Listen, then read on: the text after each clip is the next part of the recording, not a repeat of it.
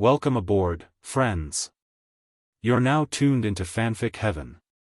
We're super excited to share today's story with you. What if Harry discovered he was Lord of 7 ancient houses and fired Dumbledore as his magical guardian? If you enjoy what we do here, the best way to support us is by liking, commenting, and subscribing.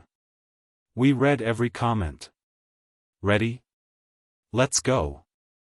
Chapter 1, Birthright. The smallest bedroom at number 4, Privet Drive had never felt more like a prison. Harry Potter sat on the edge of his bed, watching the minutes tick toward midnight on the battered alarm clock beside him. In just a few moments, he would turn 15 years old, not that anyone in this house would acknowledge it.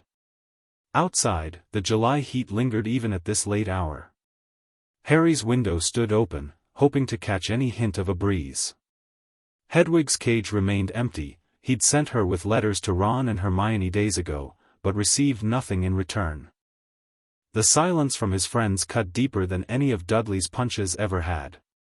"Happy birthday to me," Harry whispered as the clock ticked over to midnight.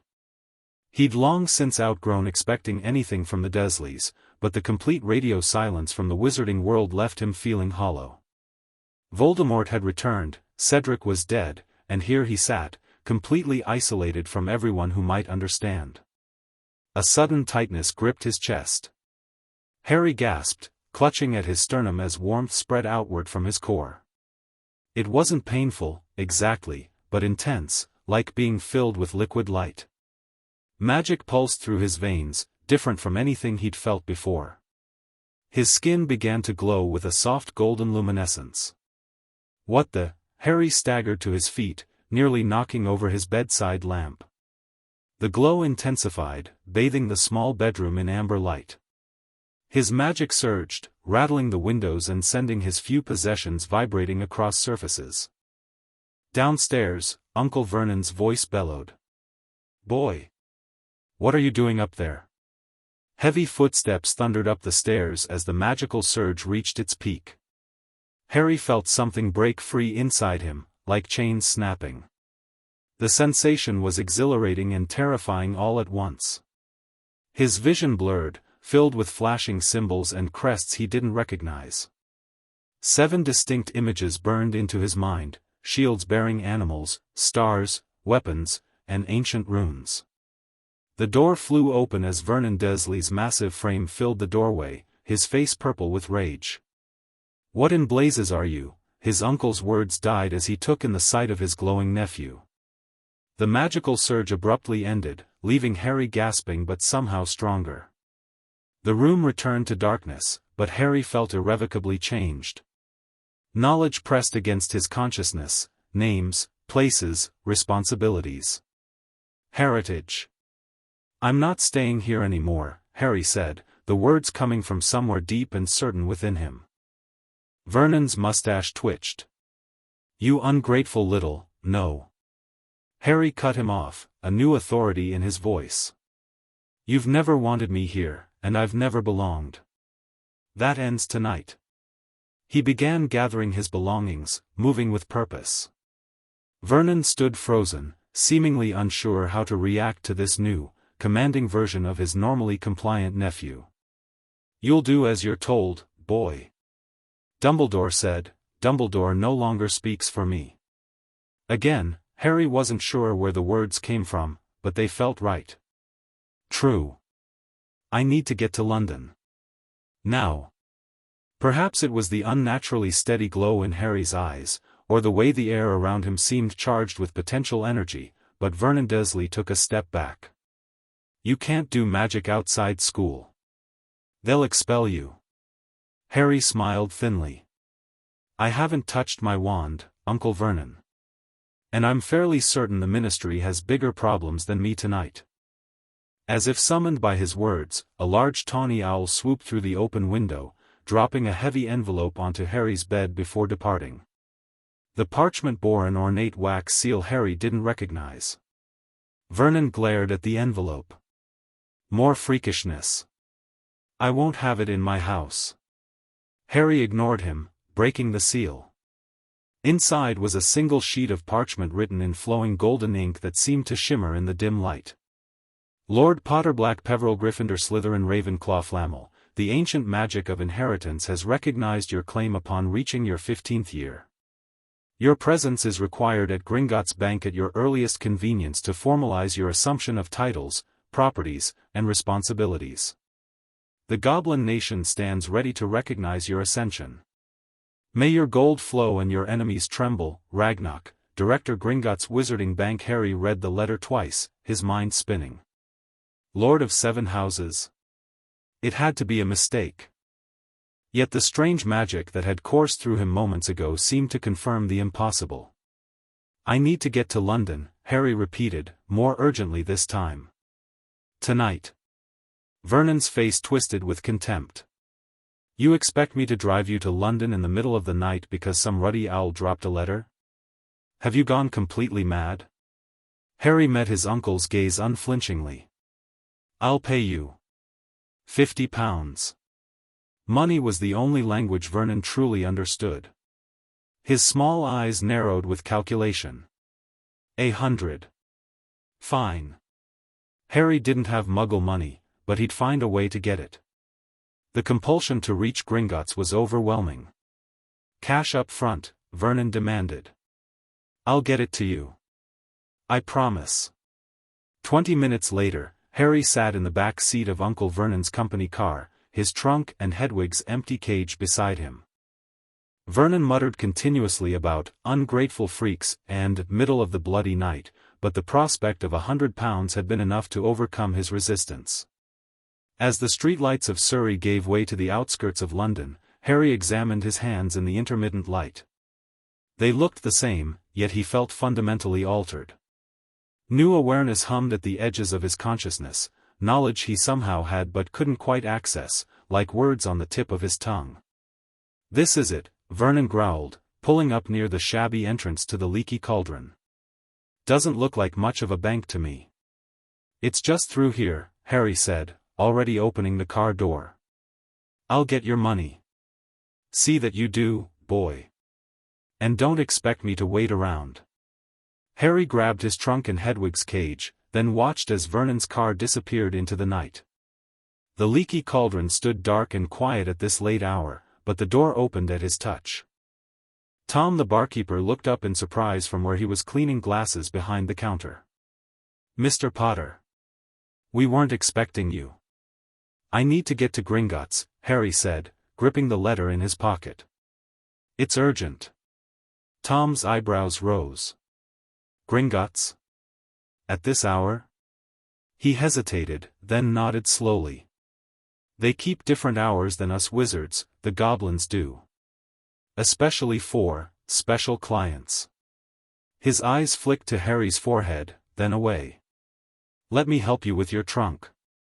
The back courtyard was silent as Tom tapped the bricks with his wand.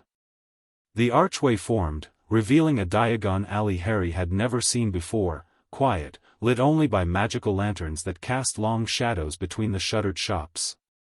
The bank's that way, as you know, Tom said unnecessarily, pointing toward the imposing white building that dominated the far end of the alley. Would you like me to keep your things until morning? Harry hesitated, then nodded. Thank you. Not at all, Mr. Potter. Tom paused. Or perhaps I should say, my lord. Harry's head snapped up. How did you? Tom tapped the side of his nose. Magic leaves signs for those who know how to read them. Congratulations on your ascension. He bowed slightly, then retreated back through the archway, leaving Harry alone in the empty alley. The walk to Gringotts seemed longer than Harry remembered. Each step felt weighted with significance he didn't fully understand. The usual crowd of witches and wizards was absent, leaving only shadows and silence.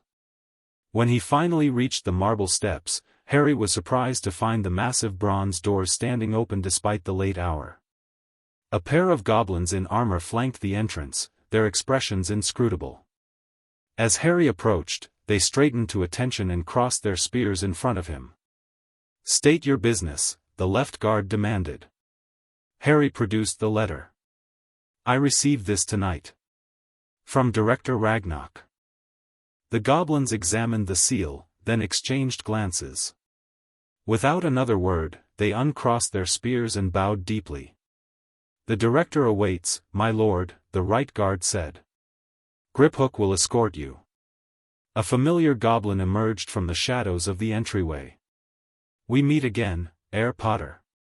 Or should I say, Lord Potter, Black Peveril, Gryffindor, Slytherin, Ravenclaw, Flamel." "Just Harry is fine," Harry said automatically, then frowned. "You remember me?" "Goblins never forget a client," Griphook replied. "Especially one whose path is so intertwined with our prophecies. Follow me." Instead of leading Harry into the vast marble hall he remembered, Griphook guided him to a small door set into the wall beside the main entrance. Beyond lay a corridor of polished black stone, lit by floating crystals that emitted cool blue light. "The inheritance magic manifested tonight?" Griphook asked as they walked. "Just after midnight," Harry confirmed. "I don't understand what's happening." "Few do, until they stand where you stand now." Griphook's expression remained neutral, but Harry detected something like amusement in his voice. The old families bound their bloodlines with powerful magic, ensuring their legacies could never be stolen or manipulated. When the last of a line reaches magical maturity, 15 years for wizards of sufficient power, the family magic seeks out legitimate heirs. But 7 families? That can't be right. Griphook's sharp teeth gleamed in a smile that wasn't entirely comforting. Unusual, yes. Unprecedented, no. The oldest families are interconnected through centuries of marriages and alliances. Your case is complex. They reached an ornate door emblazoned with the Gringotts crest. Griphook placed his palm against it, causing the door to swing silently open. "Director Ragnarok awaits you, my lord. May your enemies fall before your might." Harry stepped into a circular chamber dominated by a massive round table of dark wood. 7 chairs surrounded it, each bearing a different crest. At the far side sat an elderly goblin wearing an intricate gold circlet and formal robes adorned with runes. "Lord Potter, Black Peveril, Gryffindor, Slytherin, Ravenclaw, Flamel," Ragnarok announced, rising to his feet. "The heir ascendant. I have waited many years for this night." Harry stood awkwardly just inside the doorway.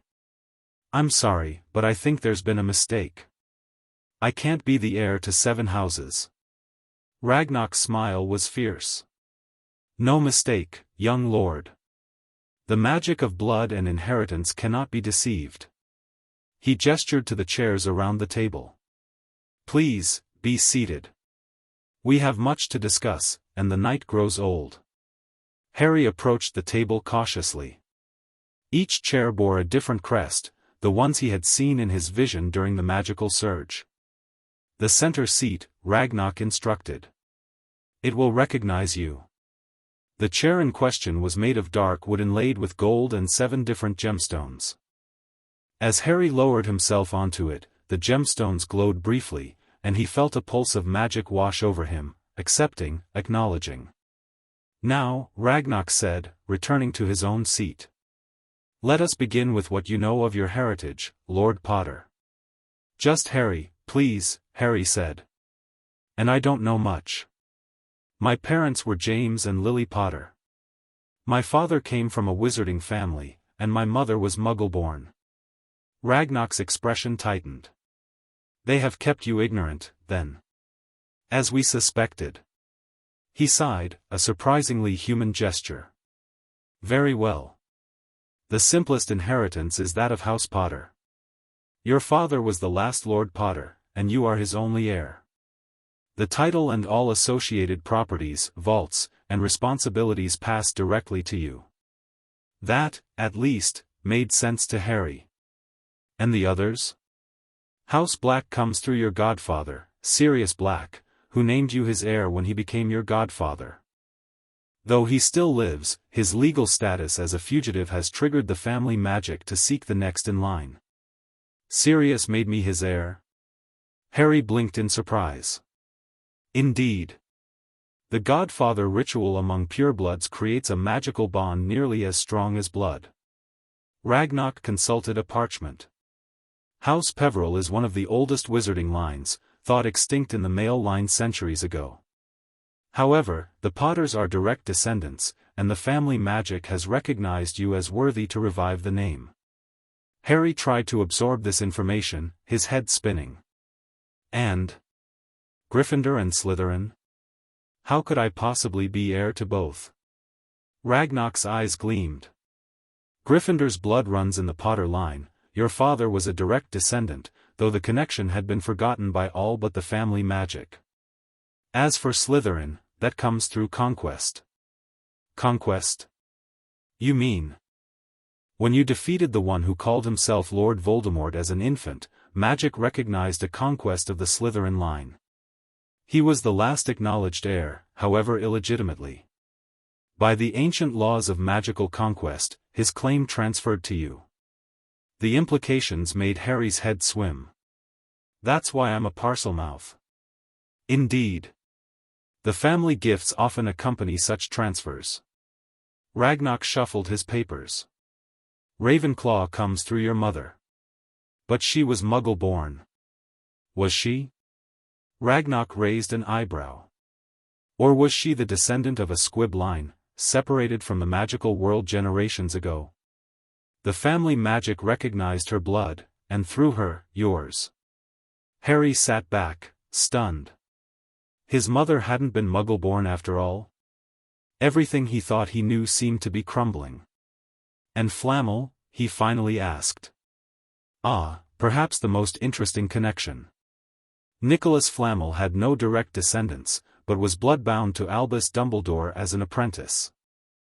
When Flamel chose to pass beyond the veil 3 years ago, his family magic sought an heir. It rejected Dumbledore, reasons known only to the magic itself, and instead recognized you, with whom the stone had formed a bond. The Philosopher's Stone, Harry whispered, remembering his first year at Hogwarts. Precisely. Ragnarok leaned forward. 7 houses, 7 legacies, now united in one person for the first time in wizarding history. The question is, Lord Potter, what will you do with this power? Harry stared at the table, overwhelmed. I don't know. I didn't ask for any of this. Few who are worthy of power actively seek it, Ragnarok observed. But first, we must address certain irregularities in your accounts. Irregularities? Ragnarok's expression hardened. Since your parents' deaths, Albus Dumbledore has acted as your magical guardian, with control over your Potter vault until you came of age. Our audit has revealed, concerning transactions. A thick folder appeared on the table between them. Harry opened it to find statements, property deeds, and transaction logs spanning 14 years. Monthly withdrawals to the Dursley family, Ragnarok pointed out. 500 galleons per month for your care and upkeep. Harry's blood ran cold. The Dursleys were being paid to keep me? Generously. There are also regular withdrawals to an Order of the Phoenix Vault, and personal transfers to Albus Dumbledore's accounts totaling over 50,000 galleons. Anger surged through Harry, hot and electric. He stole from me? While I was wearing Dudley's cast-offs and sleeping in a cupboard? It appears so. Ragnarok watched him carefully. However, your ascension changes everything. As Lord of 7 Houses, you are legally an adult in the eyes of magical law. Dumbledore's guardianship is dissolved, and any arrangements made under his authority can be challenged. Harry's mind raced. The implications were staggering. No more Dursleys. No more being kept in the dark. No more following Dumbledore's instructions without explanation. What do I need to do? He asked, newfound determination steadying his voice. Ragnarok slid 7 ornate rings across the table. Each bore a different crest, the same symbols from Harry's vision. Accept your birthright. Claim your titles. The rest will follow. Harry stared at the rings. They seemed to call to him, resonating with the magic that had awakened inside him at midnight. These go on, which finger? The magic will guide you, Ragnarok replied. Once claimed, they can become visible or invisible at your will, merging into a single ring if desired. Taking a deep breath, Harry picked up the first ring, gold with a ruby bearing the Potter crest. As soon as his fingers touched it, the ring resized itself. Acting on instinct, he slipped it onto the index finger of his right hand.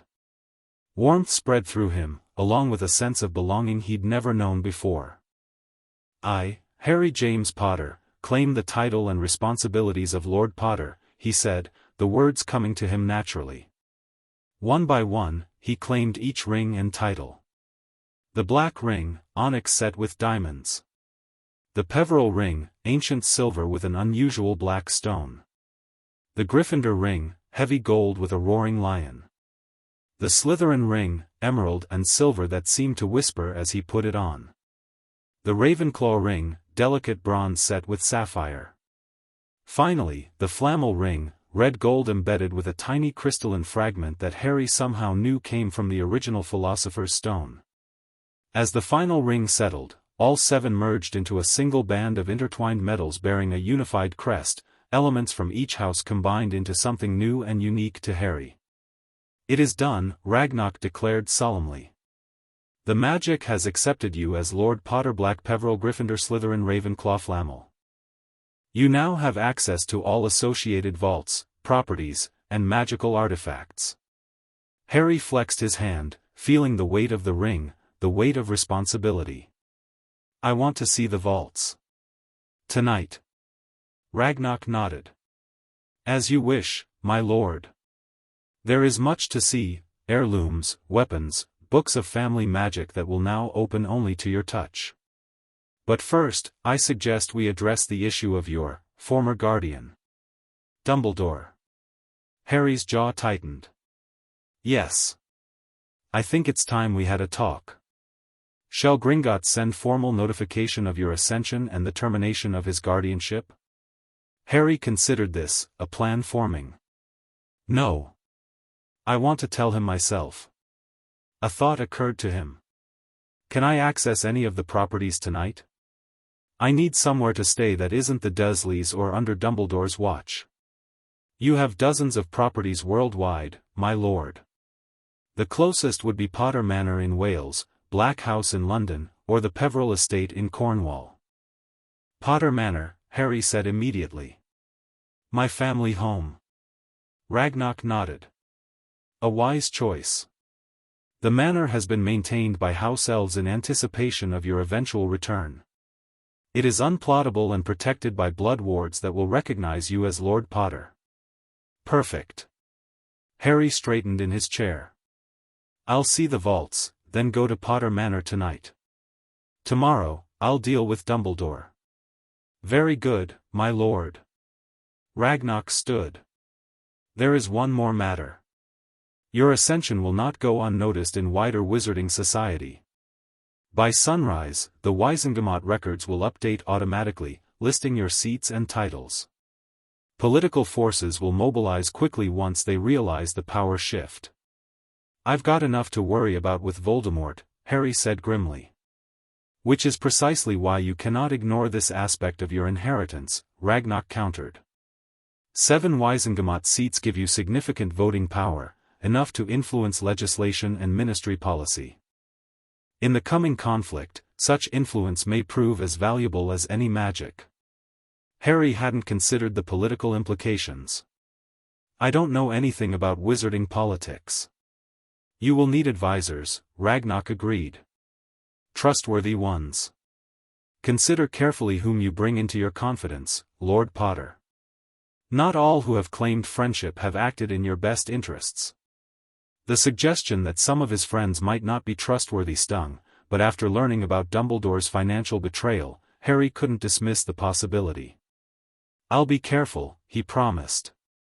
Now, show me what's rightfully mine. The next several hours passed in a blur as Harry was taken by cart to each of his 7 vaults. The Potter vault contained gold, family heirlooms, and his parents' personal belongings, including journals written in his mother's neat hand and his father's Messier scrawl. The Black Vault held darker artifacts alongside immense wealth accumulated over centuries. Each subsequent vault revealed new treasures, ancient spell books, powerful magical objects, weapons imbued with forgotten enchantments, and more gold than Harry could have imagined. By the time they finished at the Flammel Vault, which contained alchemical manuscripts and rare magical substances of incalculable value, dawn was breaking over London. "The Goblin Nation recognizes your claim, Lord Potter, Black Peveril, Gryffindor, Slytherin, Ravenclaw, Flammel," Ragnarok said formally as they returned to the surface. "May your enemies tremble before you." Harry clutched a shrunken trunk containing selected items from each vault, including his parents' journals, family grimoires, and various magical artifacts he'd been drawn to. "Thank you, Director Ragnarok. The Potter family will not forget Gringotts' assistance tonight."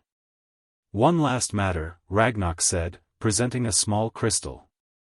"This portkey will take you directly to Potter Manor. Simply hold it and say, 'Sanctuary.'" Harry accepted the crystal. "What about the underage magic restrictions? Won't the Ministry detect the portkey activation?" Ragnarok's smile was predatory. "The Ministry's trace monitors wand magic, Lord Potter. Portkeys, house elf magic, and many forms of wandless magic go undetected. Furthermore, as a legally recognized adult, the restrictions no longer apply to you in any case." Another realization of his new freedom. "Brilliant. We shall send your account statements weekly, along with any correspondence requiring your attention. If you need assistance, any owl addressed to your Gringotts account manager will reach us." Harry nodded, then hesitated. "The £100 I promised my uncle." "Already arranged," Ragnarok assured him. "A goblin courier delivered Muggle currency to his home an hour ago, with a note explaining you would not be returning." "Thank you." Harry gripped the crystal portkey. "Sanctuary." A hook behind his navel yanked him forward into swirling magic. When the world stopped spinning, Harry found himself standing in a grand entrance hall with marble floors and a sweeping staircase. Sunlight streamed through tall windows, illuminating wood paneling and family portraits whose occupants gasped and exclaimed at the sight of him. "Master Harry has come home." A wrinkled house elf in a neat tea towel emblazoned with the Potter crest appeared with a crack, bowing low. "Tibby has kept Potter Manor ready for Master's return." "Yes, she has." "Thank you, Tibby," Harry said, looking around in awe. "This is my family home? For 12 generations of Potters." Tibby confirmed proudly. "Master James and Mistress Lily lived here before they had to hide. They never brought young Master here because of the war." Harry swallowed past the lump in his throat. "I'd like to see everything." "Of course. But first, Tibby thinks Master needs breakfast and rest." "Master has been awake all night," Tibby can tell. Despite his excitement to explore, exhaustion weighed heavily on Harry. "Maybe you're right. Master's suite is prepared. After rest, Tibby will show Master the entire manor, the library, the Quidditch pitch, the gardens." "Quidditch pitch?" Harry perked up. "Oh yes. Master James was adding many improvements before." Tibby's ears drooped momentarily before she rallied. "Tibby will prepare Master's favorite breakfast foods for when Master wakes." Harry followed the excitable elf up the grand staircase, past portraits of Potters from throughout the centuries who called greetings and welcomes. The Master Suite proved to be a spacious apartment with a 4-poster bed larger than his entire room at Privet Drive, a sitting area before a fireplace, a private bathroom with a tub the size of a small pool, and a balcony overlooking manicured gardens. "Will Master be needing anything else?" Tibby asked as she turned down the bed. Harry shook his head, overwhelmed by it all. "No, thank you, Tibby." "Then Tibby will let Master rest. Just call Tibby's name when Master wakes." Left alone, Harry wandered to the balcony and looked out over the Potter estate. Rolling hills stretched into the distance, with woods visible to one side and what appeared to be a small lake to the other. Somewhere out there was the Quidditch pitch Tibby had mentioned. All of it was his. Had always been his, though he'd never known. The morning sunlight caught on his ring, sending rainbow refractions dancing across the stone balustrade. Harry studied the combined crest, his crest now, and felt a surge of determination. He thought of the Dursleys, of Dumbledore's betrayal, of the years spent ignorant of his heritage, of Voldemort's return and the Ministry's denial campaign, of the coming war that he now had the resources and position to influence. Things are going to change, he promised himself quietly. Starting today. Back inside, Harry placed his shrunken trunk on a side table and finally allowed himself to sink onto the enormous bed. The sheets were cool and smelled faintly of lavender. As exhaustion overtook him, his last thought was of Dumbledore's face when he revealed what he'd learned. Tomorrow would be interesting indeed. Albus Dumbledore was having a terrible morning. It had begun at dawn with the wards around Privet Drive sending a catastrophic failure alert. He'd immediately dispatched Kingsley Shacklebolt and Nymphadora Tonks to investigate, only to receive their bewildering report that Harry Potter had left willingly with his uncle during the night and not returned. Before he could organize a search, an official owl had arrived from the Wizengamot administrative office with a notification that had nearly stopped his ancient heart, the automatic updating of the Wizengamot rolls to recognize Lord Harry James Potter Black Peverell Gryffindor Slytherin Ravenclaw Flamel, holding 7 votes henceforth. Impossible, Dumbledore muttered for the dozenth time, pacing his office at Hogwarts. The inheritance magic shouldn't have triggered for years yet. Fawkes trilled from his perch, a sound that might have been sympathetic or admonishing, Dumbledore wasn't sure which. Yes, I know, he told the Phoenix. I should have prepared him better. But there wasn't time. Voldemort's return changes everything. Harry needed to be protected, not burdened with political responsibilities he couldn't possibly understand. A gentle chime interrupted his self-justification, indicating someone at his office door. "Come in," Dumbledore called, composing his features into their usual benign expression. Minerva McGonagall entered, her lips pressed into a thin line. "Albus, I've just received the most extraordinary owl from Gringotts regarding Mr. Potter's accounts. It seems there's been some kind of ascension. They're requesting confirmation of the transfer of all educational decision-making authority from you to him, as he is now considered legally an adult." Dumbledore sighed heavily. "I was afraid of this. Harry has somehow triggered ancient inheritance magic and claimed lordship of several houses. It's complicated, Minerva." "Complicated?" McGonagall raised an eyebrow. "Albus, what have you done?" "Done? I've only ever tried to protect the boy. By keeping him ignorant of his heritage," she challenged. "I warned you those muggles were the worst sort, but you insisted he stay there. And now I learn you've been withholding information about his family legacy as well?" "It was for his own good," Dumbledore insisted. "Can you imagine what would have happened if an 11-year-old Harry Potter had arrived at Hogwarts knowing he was heir to some of the most powerful houses in Wizarding Britain? The political pressure alone would have been overwhelming, not to mention the danger from Voldemort's remaining supporters." McGonagall's expression remained skeptical. "And now? He's discovered it anyway, apparently, and without any guidance." "A disaster," Dumbledore agreed grimly. "We must find him immediately. Without proper instruction, he could fall under the influence of those who would use his newfound position for their own ends." "You mean those other than yourself?" came a cool voice from the doorway. Harry Potter stood there, dressed in formal wizarding robes of deep green trimmed with gold. The Potter crest was visible on his left breast, and the combined 7-house crest ring gleamed on his right hand. His hair was still untamable, but he stood straighter than Dumbledore had ever seen, confidence evident in his stance. "Harry, my boy." Dumbledore recovered quickly. "We've been so worried. Please, come in." "I'm not your boy, Headmaster," Harry said, stepping into the office. "As I believe you've discovered, I'm Lord Potter Black Peverell Gryffindor Slytherin Ravenclaw Flamel now. And we have much to discuss." McGonagall's eyes widened at the full list of titles. "Mr. Potter, I mean, Lord Potter, how did you? Birthday magic, Professor, Harry explained, never taking his eyes off Dumbledore. Apparently when a wizard of sufficient power turns 15, family magic can recognize them early. Most unusual, Dumbledore murmured, mind racing.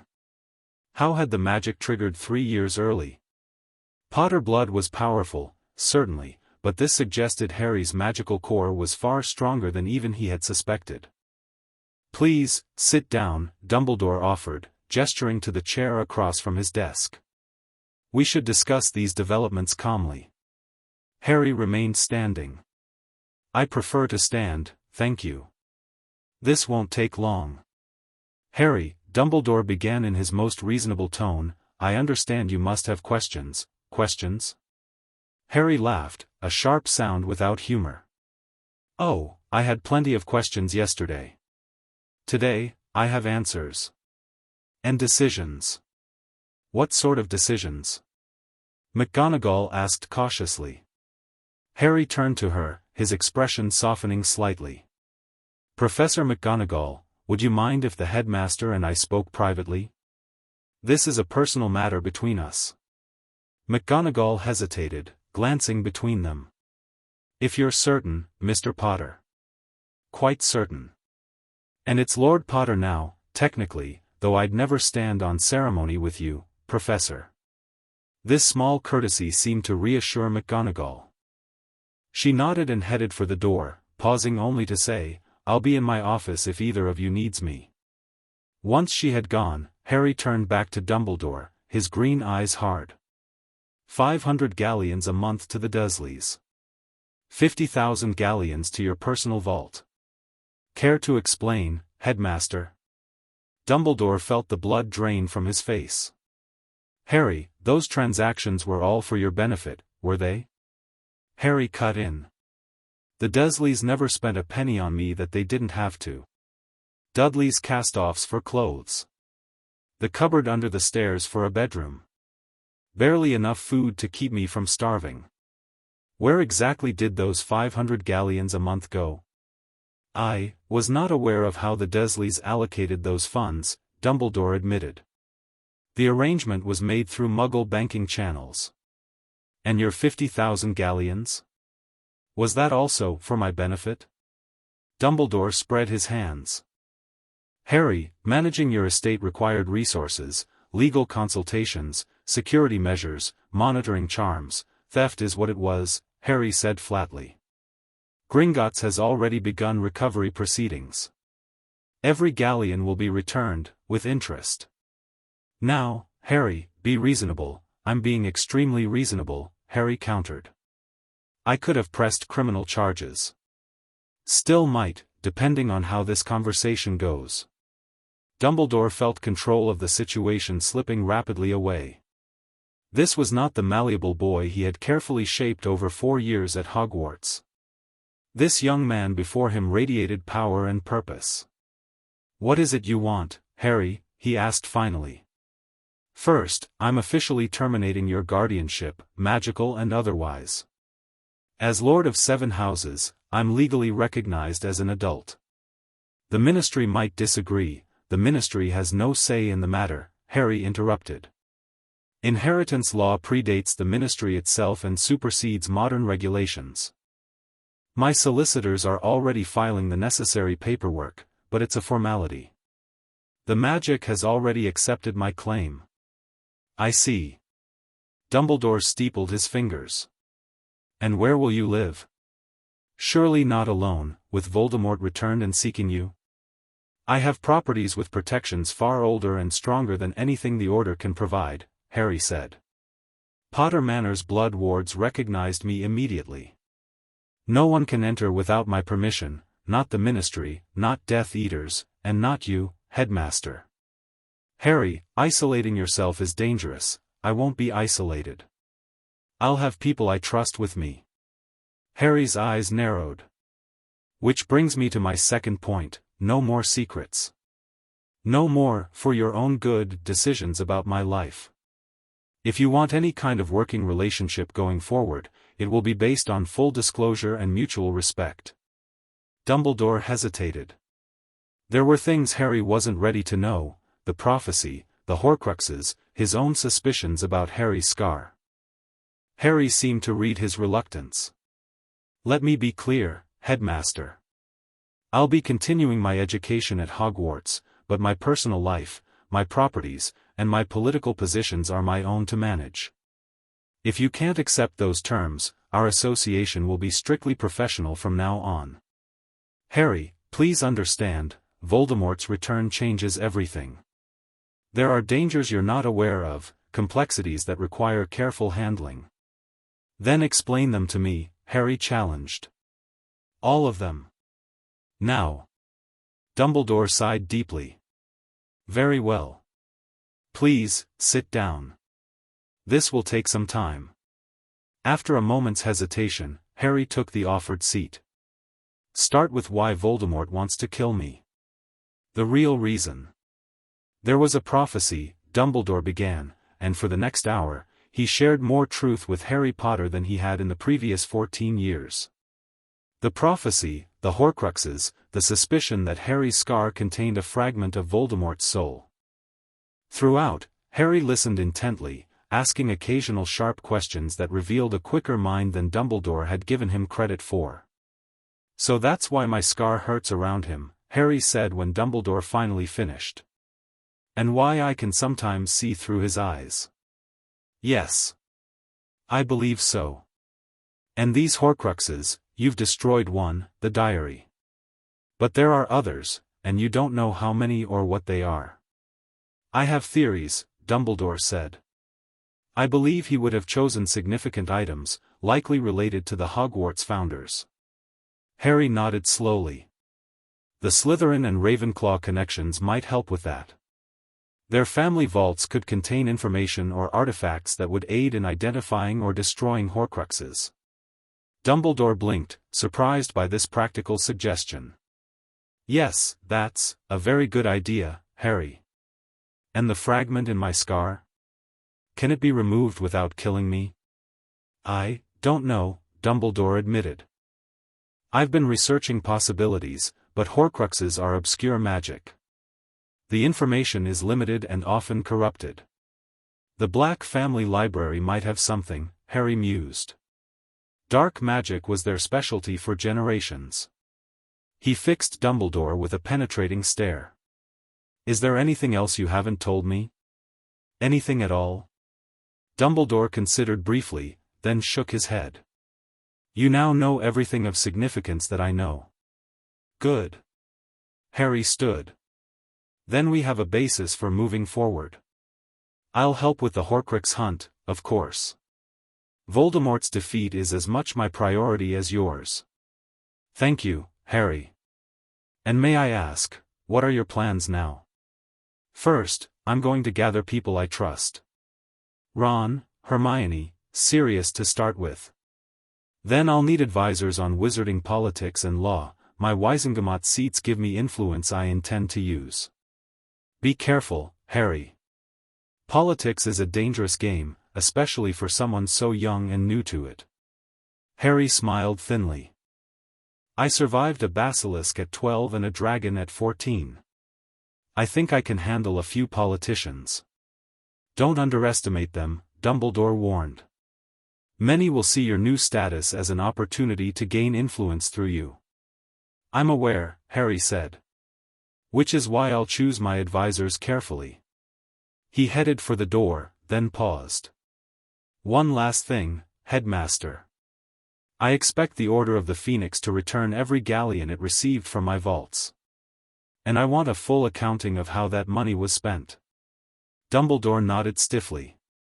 "Of course. Good day, then." Harry turned to leave. "Harry," Dumbledore called after him.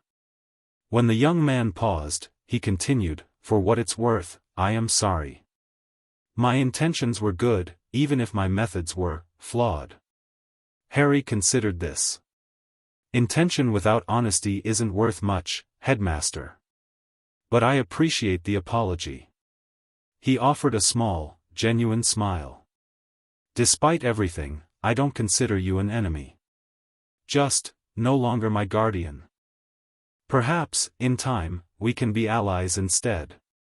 With that, he was gone, leaving Albus Dumbledore alone with the realization that his carefully constructed plans had just been thoroughly dismantled by a 15-year-old boy who had, overnight, become a very powerful young man. Hermione Granger was reading in the shabby living room of number 12, Grimmauld Place when the fireplace flared green. She looked up, expecting to see one of the Order members returning from a mission. Instead, Harry Potter stepped out, brushing soot from formal robes she'd never seen him wear before. "Harry," she exclaimed, jumping to her feet. "What are you doing here? How did you get away from the Dursleys? We've been so worried." Harry grinned at her, looking more confident and relaxed than she'd seen him since before the Triwizard Tournament. "Hello, Hermione. It's good to see you too. Is Ron here as well?" "Upstairs with the twins, I think." "Harry, what's going on? Why are you dressed like that? And why haven't you answered any of our letters?" "I haven't received any letters," Harry said, his smile fading. "Not from you, not from Ron, not from anyone." Hermione's eyes widened. "But we've been writing. Dumbledore said we couldn't say much because the owls might be intercepted, but we've all sent letters." "Interesting," Harry murmured. "I wonder if Dumbledore was intercepting them." He shook his head. "Anyway, I have a lot to tell you. Could you get Ron and come to the library? Sirius too, if he's around."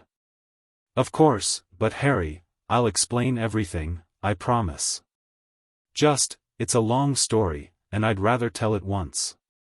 15 minutes later, Harry sat facing his best friends and godfather in the gloomy Black family library.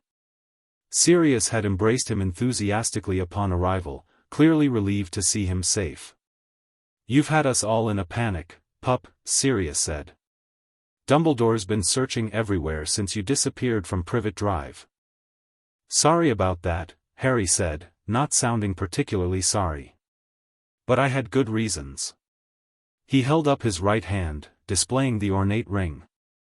"Starting with discovering I'm the heir to 7 ancient houses." "What?" Ron exclaimed. Hermione leaned forward, examining the ring. 7 houses? But that's unprecedented." Sirius grabbed Harry's hand, studying the combined crest. "Potter, Black, that's my doing, named you my heir when you were a baby, Peveril. Merlin's beard, is that Gryffindor and Slytherin? And Ravenclaw. And, is that Flamel?" Harry nodded, then launched into the full story, his magical inheritance triggering on his birthday, the trip to Gringotts, discovering Dumbledore's financial improprieties, his confrontation with the headmaster, and the revelations about the prophecy and Horcruxes. When he finished, the library was silent. Ron looked stunned, Hermione thoughtful, and serious. Sirius was grinning like a madman. "James would be so proud," Sirius said. "Taking control, standing up to Dumbledore, pure Potter through and through." "You're not mad?" Harry asked. "Mad? I'm bloody thrilled. Dumbledore's had too much control for too long. Don't get me wrong, he's a great wizard, but his tendency to manipulate people, for the greater good, has always rubbed me the wrong way." "But Harry," Hermione said carefully, "what does this mean for you now? For all of us?" Harry leaned forward. "It means everything changes. I'm legally an adult. I have access to resources, properties, and political influence that can help in the fight against Voldemort. But I need help." "Anything," Ron said immediately. "You know we're with you, mate." "That's why I'm here," Harry said. "I want to invite all of you to Potter Manor. It's unplottable, protected by blood wards, and has room for everyone. We can use it as a base of operations, somewhere not under Dumbledore's control." "You're breaking away from the Order?" Hermione asked, concerned. "Not breaking away," Harry clarified. "Just establishing an independent position. Dumbledore will still be an ally, but on my terms, not his." Sirius barked a laugh. I'm in. This place is driving me mad anyway. Me too, Ron said. Mum might take some convincing, though. I'll talk to her, Harry promised. You, Hermione? Hermione bit her lip. There's so much we need to research. Horcruxes, the properties of your different family lines, the political landscape. Are there books at Potter Manor? Harry grinned. A library that would make Hogwarts jealous, according to Tibby. Tibby? The house elf who's been maintaining the manor. There's a whole staff, apparently. Hermione's expression grew concerned. Harry, about the elves, they're paid, Hermione, Harry assured her. One of the first things I did was confirm their conditions. The Potters have apparently always paid their elves, it's in the family charter. Oh. Hermione looked pleasantly surprised. Well, in that case, yes, I'm in too. Brilliant. Harry stood. Pack your things. We'll leave tonight. What about the others? Ron asked. Ginny, the twins, Neville, Luna. I want to talk to them all, Harry confirmed. But I needed to start with the three of you. You're the ones I trust most. Sirius clapped him on the shoulder. Smart move, pup. Always secure your inner circle first before expanding. He grew serious. You know this is going to cause a stir, right? Dumbledore won't be the only one unhappy about your sudden independence. The Ministry, Death Eaters, the press, they'll all react. Let them, Harry said, his green eyes hardening with determination. I'm done being a pawn in everyone else's game. It's time I started playing my own. As his friends dispersed to pack their belongings, Harry remained in the library, examining the black family tapestry on the wall. So many connections, so many bloodlines intertwined over centuries. His heritage was far more complex than he'd ever imagined, both a burden and an opportunity.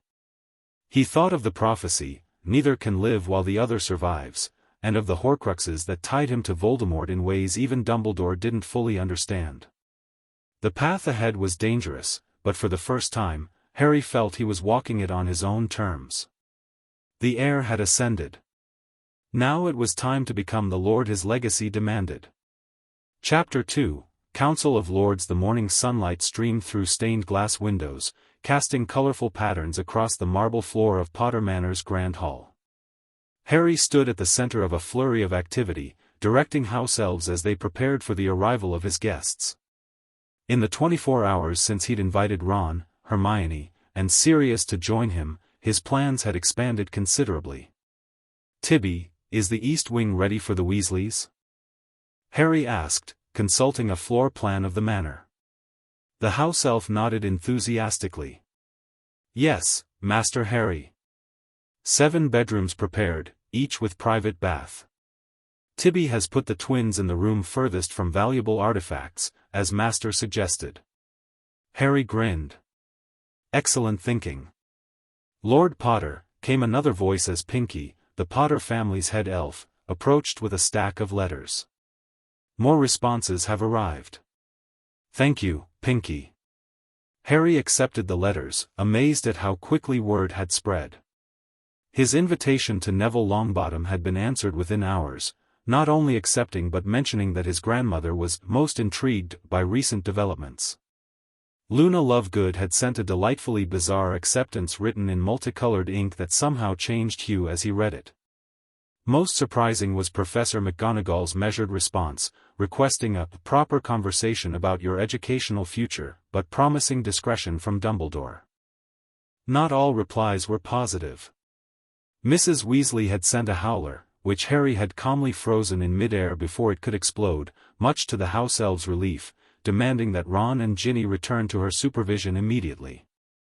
The twins, being of age, had simply apparat to Potter Manor that morning, declaring it bloody brilliant before setting up a makeshift workshop in a disused conservatory. Anything from the Ministry? Harry asked Pinky. Not yet, Master Harry, though the prophet has sent 3 requests for interviews. Harry snorted. After a year of being vilified in the wizarding newspaper, he had no intention of granting them special access. Send the standard response. The standard response, drafted by Hermione and polished by a solicitor from the firm of Hawthorne, Wilkins, and Dibble that managed the Potter family's legal affairs, was a masterpiece of polite deflection that neither confirmed nor denied any rumors while promising future statements, when Lord Potter's schedule permits. A flash of green flame from the massive fireplace announced a new arrival. Sirius stepped out, followed closely by Remus Lupin, both carrying trunks. "Moony!" Harry exclaimed, striding forward to embrace his former professor. "You got my message." "I did," Lupin said, looking around the grand hall with evident wonder. "Though I confess I didn't fully believe it until Sirius confirmed everything." His amber eyes studied Harry closely. "You look different." "He stands like James now," Sirius observed. "Shoulders back, chin up, pure Potter lordship posture." James's father had it too. Harry felt a flush of pleasure at the comparison. "I've been practicing with the portrait of Grandfather Fleamont in the study. He's been quite insistent about proper deportment." "Portraits?" Remus's eyebrows rose. "Of your family?" "Generations of them," Harry confirmed. "Not my parents, unfortunately, they hadn't commissioned their portraits before." He swallowed hard. "But grandparents, great-grandparents, distant cousins. They've been incredibly helpful." "I can imagine," Remus said softly. "Come on," Harry said, pushing past the momentary melancholy. "I'll show you to your rooms, then we can join the others in the strategy room." "Strategy room?" Sirius grinned. "Already sounding like a proper lord, pup." As they climbed the grand staircase, Harry filled them in on the latest developments. The Wizengamot records updated yesterday, as Ragnarok predicted. By noon, every political player in Wizarding Britain knew I'd claimed 7 seats. The minister's office sent a courtesy inquiry about my intentions regarding future voting blocks. "Fudge is panicking," Sirius chuckled. 7 votes could swing major legislation, especially with the current balance of power. "I've been reading about wizarding political structure," Harry said. "It's complicated." "Deliberately so," Remus noted. "The old families designed it that way to maintain their advantage. Understanding the system requires education few have access to." They reached the West Wing, where Harry had established rooms for his closest confidants. "Sirius, you're here on the left, I thought you'd appreciate the view of the Quidditch pitch." "Remus, you're opposite, overlooking the gardens and forest." "My suite is at the end of the hall." Sirius poked his head into his assigned room and whistled appreciatively. "This makes Grimmauld Place look like a hovel." "Well, it wasn't designed by generations of dark wizards with a fondness for severed elf heads," Harry pointed out dryly. "Fair point." Sirius tossed his trunk onto the massive 4-poster bed. "So, this strategy room? Who else is attending this meeting of yours?" "Ron and Hermione arrived last night. The twins are here, though currently occupied with some experiment they refuse to explain. Neville and his grandmother are expected by noon. Luna and her father tomorrow." Harry hesitated. "And I've invited one more person who might surprise you." Remus raised an eyebrow. "Oh? Andromeda Tonks." Sirius's head snapped up. "Andy? My cousin? She's a black by birth, was trained in pureblood politics before being disowned, married a Muggleborn so understands both worlds, and practiced magical law before retiring." Harry ticked off the points on his fingers. "Plus, she's Tonks's mother, which gives us a potential line to certain Aurors if needed." A slow smile spread across Sirius's face. "That's actually brilliant, Harry. Andy was always the smartest of the Black sisters." "I thought so," Harry said modestly. Her response was intriguing, she wrote that she's been waiting for a black worthy of allegiance since her disownment. I've already reinstated her to the family, by the way. Sirius looked thunderstruck. You can do that? Lord Black can, Harry confirmed, touching the ring. I found the ritual in the Black family grimoire. It was surprisingly simple. You've been busy, Remus observed. I've had 14 years of catching up to do, Harry replied. Now, get settled in. Meeting in 30 minutes in the West Library. As Harry headed back downstairs, he passed Ron and Hermione deep in conversation in one of the smaller sitting rooms.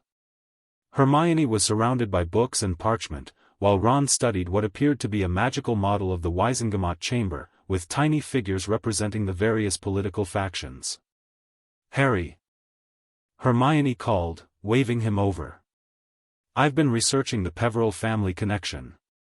It's fascinating. They're mentioned in The Tales of Beedle the Bard as the three brothers who received items from Death himself, Harry finished. The eldest brother got the Elder Wand, the middle brother the Resurrection Stone, and the youngest brother the Cloak of Invisibility. He smiled at her surprised expression. Grandfather Fleamont's portrait told me last night. He said the Potter invisibility cloak is believed to be the one from the tale. Blimey, Ron said, looking impressed. So that's why your cloak works so well and never fades? It's an actual halo? Apparently, Harry confirmed. And according to the Peverell grimoire, the other halos are still out there somewhere.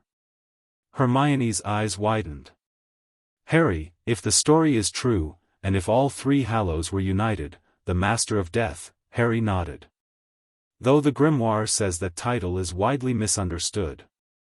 It's not about controlling death, but accepting its inevitability while making the most of life. Still bloody impressive, Ron muttered. Speaking of impressive, Harry said, gesturing to Ron's model, what are you working on? Trying to understand the Wizengamot seats, Ron explained. Each glowing figure represents a seat you control. The others are color-coded by political faction, purple for traditionalists, blue for moderates, red for progressives, and gray for swing votes. Harry studied the model with interest. His 7 figures stood out in gold, surrounded by a swirling political landscape. Where did you get this?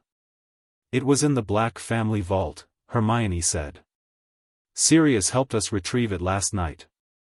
It automatically updates when alliances shift or seats change hands. Useful, Harry commented. Bring it to the meeting. We'll need all the information we can get. 30 minutes later, the West Library had been transformed into what Harry was unironically calling his war room. The ornate wooden table that normally occupied the center had been expanded to seat 12, with the Wizengamot model at one end and a magical map of Britain at the other. House elves had provided refreshments, and morning sunlight streamed through tall windows overlooking the estate's extensive grounds. Harry took his seat at the head of the table as his inner circle filed in, Ron and Hermione, Fred and George Weasley, Sirius and Remus, and to everyone's surprise, Neville Longbottom, who had arrived early without his grandmother. Neville. Harry stood to greet his friend. I wasn't expecting you until noon. Neville seemed different, standing straighter, his usually nervous demeanor replaced with quiet determination. Gran sent me ahead with a message. She'll be along later, but wanted me to tell you that House Longbottom stands with House Potter, as it has for 7 generations. Harry blinked, then grinned. Brilliant. Thank you, Neville. He gestured to an empty seat. Join us. We're just getting started. Once everyone was seated, Harry cleared his throat. The room fell silent immediately, all eyes turning to him. Thank you all for coming, he began. In the past 3 days, everything has changed. I've discovered my heritage, claimed my titles, and broken free from both Dumbledore's guardianship and the Ministry's control. But with this freedom comes responsibility, and danger. He touched his ring, which glowed briefly in response. Voldemort has returned.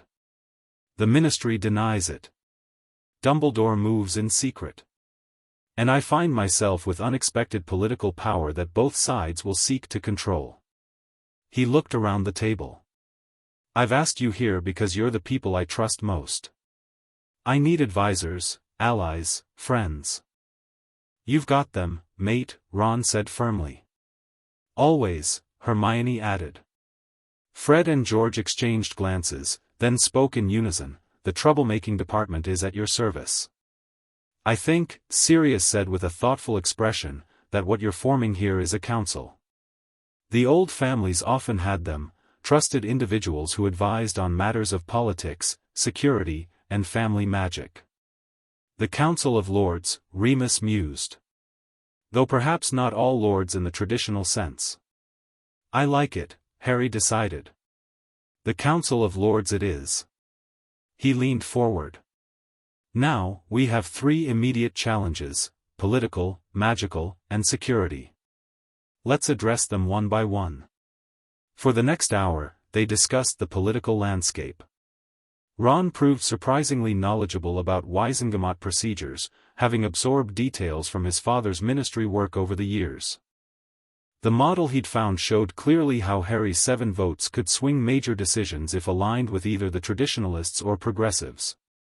The key is to remain independent, Sirius advised. The moment you formally align with any faction, you lose leverage. But we need allies, Hermione pointed out. Harry can't stand alone against both the Ministry and the Death Eaters. What about neutrals? Neville suggested quietly. Everyone turned to look at him, and he flushed slightly before continuing. Houses like Greengrass, Davis, and Zabini. They're traditionally neutral in conflicts, but respected by both sides. Slytherins, Ron said with a frown. Politicians, Neville corrected. And business leaders. My gran says Cyrus Greengrass is the most pragmatic man in the Wizengamot.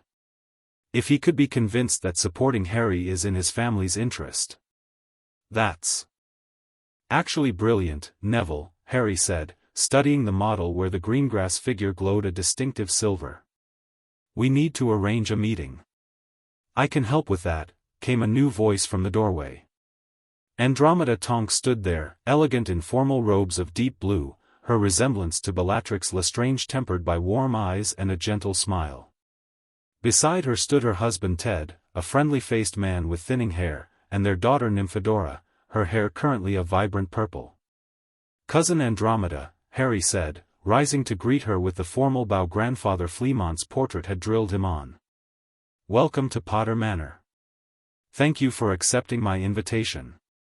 Lord Potterblack, she replied with equal formality, before breaking into a smile and embracing him. Or may I call you Harry? After all, you've welcomed me back to the family. Harry, please, he insisted, returning her embrace before shaking hands with Ted and receiving a characteristic hair ruffling from Tonks. Watcher, Harry, Tonks grinned. Or should I be calling you, my lord, now? Try it and I'll hex you, Harry threatened good-naturedly. I'd like to see you try, cousin, she teased, metamorphosing her hair into a replica of Harry's messy style. Once the newcomers were seated, Harry brought them up to speed on their discussion. Approaching Cyrus Greengrass is a sound strategy, Andromeda agreed. I represented his family in legal matters before I retired. He values 2 things above all, his family's safety and their financial interests. If you can demonstrate how an alliance serves both, he'll listen. And how do I do that? Harry asked. Investment, Ted Tonks suggested. The Greengrass family controls significant import-export businesses. A partnership with one or more of your houses could be attractive.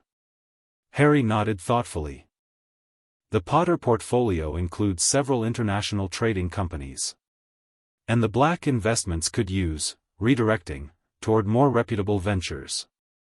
Speaking of the Black holdings, Andromeda said carefully, I've prepared a preliminary analysis. She produced a folder from her robes. Much of the wealth is tied up in questionable investments that a Lord Potter might not wish to be associated with. Harry accepted the folder. Blood money, you mean? In some cases, quite literally, she confirmed grimly. Liquidated, Harry decided immediately. Everything morally questionable gets sold, and the proceeds redirected toward businesses that align with our values. Sirius whistled. That's going to send shockwaves through certain pure-blood circles. Many of them have partnerships with Black family ventures. Good, Harry said firmly. Let them feel the first tremors of change. Andromeda's eyes gleamed with approval. I can begin the process immediately.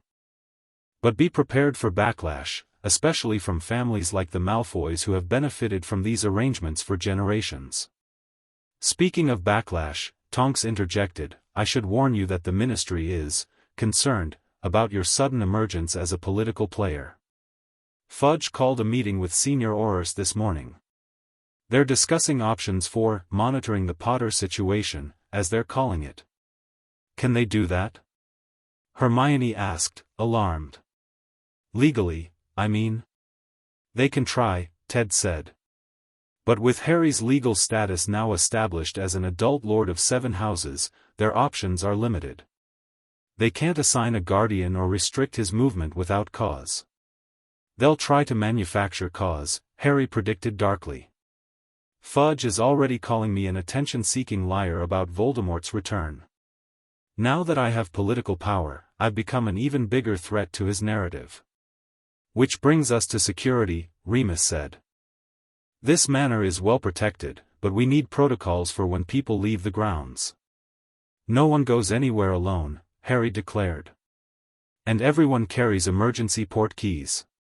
He produced a box of what appeared to be ordinary galleons. Fred and George have been modifying these, based on Hermione's protean charm work. Touch it with your wand and say, Sanctuary, and it'll bring you back here. Impressive, Andromeda murmured, examining one of the coins. We've also been working on these, George said, placing another box on the table.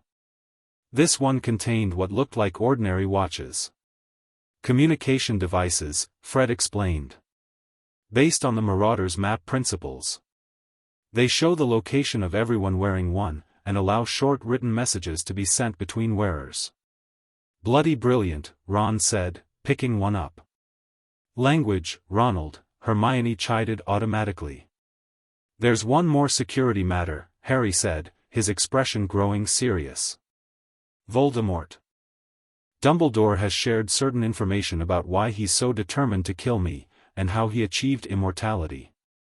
Harry explained about the prophecy and the Horcruxes, watching as expressions of horror dawned on the faces of those who hadn't already known.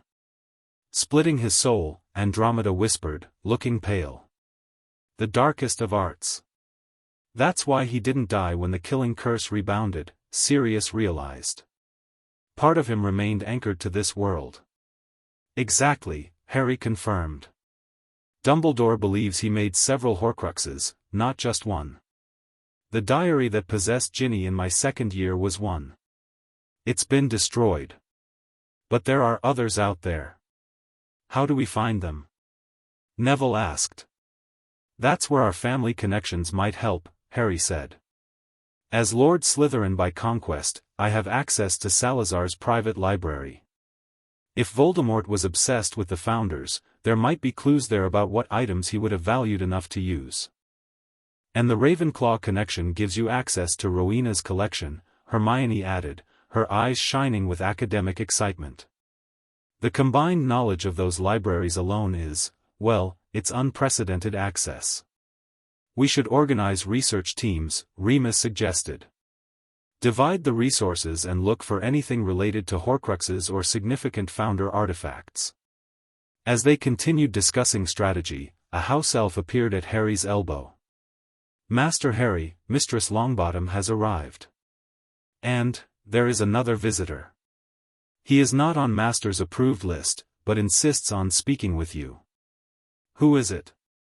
Harry asked, instantly alert. Master Draco Malfoy, sir. A stunned silence fell over the room. Malfoy? Ron sputtered. What the bloody hell does he want? I don't know, Harry said slowly, but I'm interested to find out. He turned to the house elf. Pinky, please show Madame Longbottom in, and tell her we apologize for the delay. As for Malfoy. He considered for a moment. Have him wait in the blue receiving room. I'll speak with him privately. Harry, you can't seriously, Ron began. I need to know why he's here, Harry cut him off. Besides, he can't harm me in my own house. The wards wouldn't allow it. I'll come with you, Sirius said firmly. Harry nodded. The rest of you, continue the discussion. Sirius and I will handle Malfoy, then join Madame Longbottom. The blue receiving room was an elegant space designed for formal visitors, with comfortable seating and wide windows overlooking a formal garden. Draco Malfoy stood stiffly by the window, looking uncharacteristically nervous. He turned as Harry and Sirius entered, his eyes widening slightly at the sight of Harry's godfather. Potter, he said, then corrected himself. Lord Potter, should say. Malfoy, Harry returned coolly. This is an unexpected visit. I imagine so. Draco's eyes flicked to Sirius. I had hoped to speak with you privately. Anything you have to say to me can be said in front of Lord Black's rightful heir, Harry replied.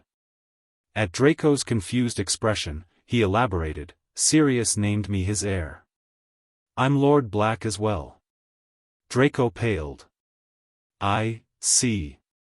That complicates matters. What matters, exactly? Harry asked, taking a seat and gesturing for Draco to do the same. Why are you here, Malfoy? Draco sat rigidly on the edge of an armchair. My mother sent me. Harry and Sirius exchanged glances. Narcissa? Sirius asked, surprise evident in his voice. She. Draco hesitated, clearly struggling with whatever message he'd been asked to deliver. After the news broke about your ascension to the lordships, things at home have been tense. My father is displeased. I imagine he is, Harry said dryly. Since I'm now head of the Black family and can nullify his control of my godfather's family assets. Among other reasons, Draco agreed tightly. But my mother, she wishes to extend an olive branch. Narcissa Malfoy wants peace with Harry Potter? Sirius looked skeptical.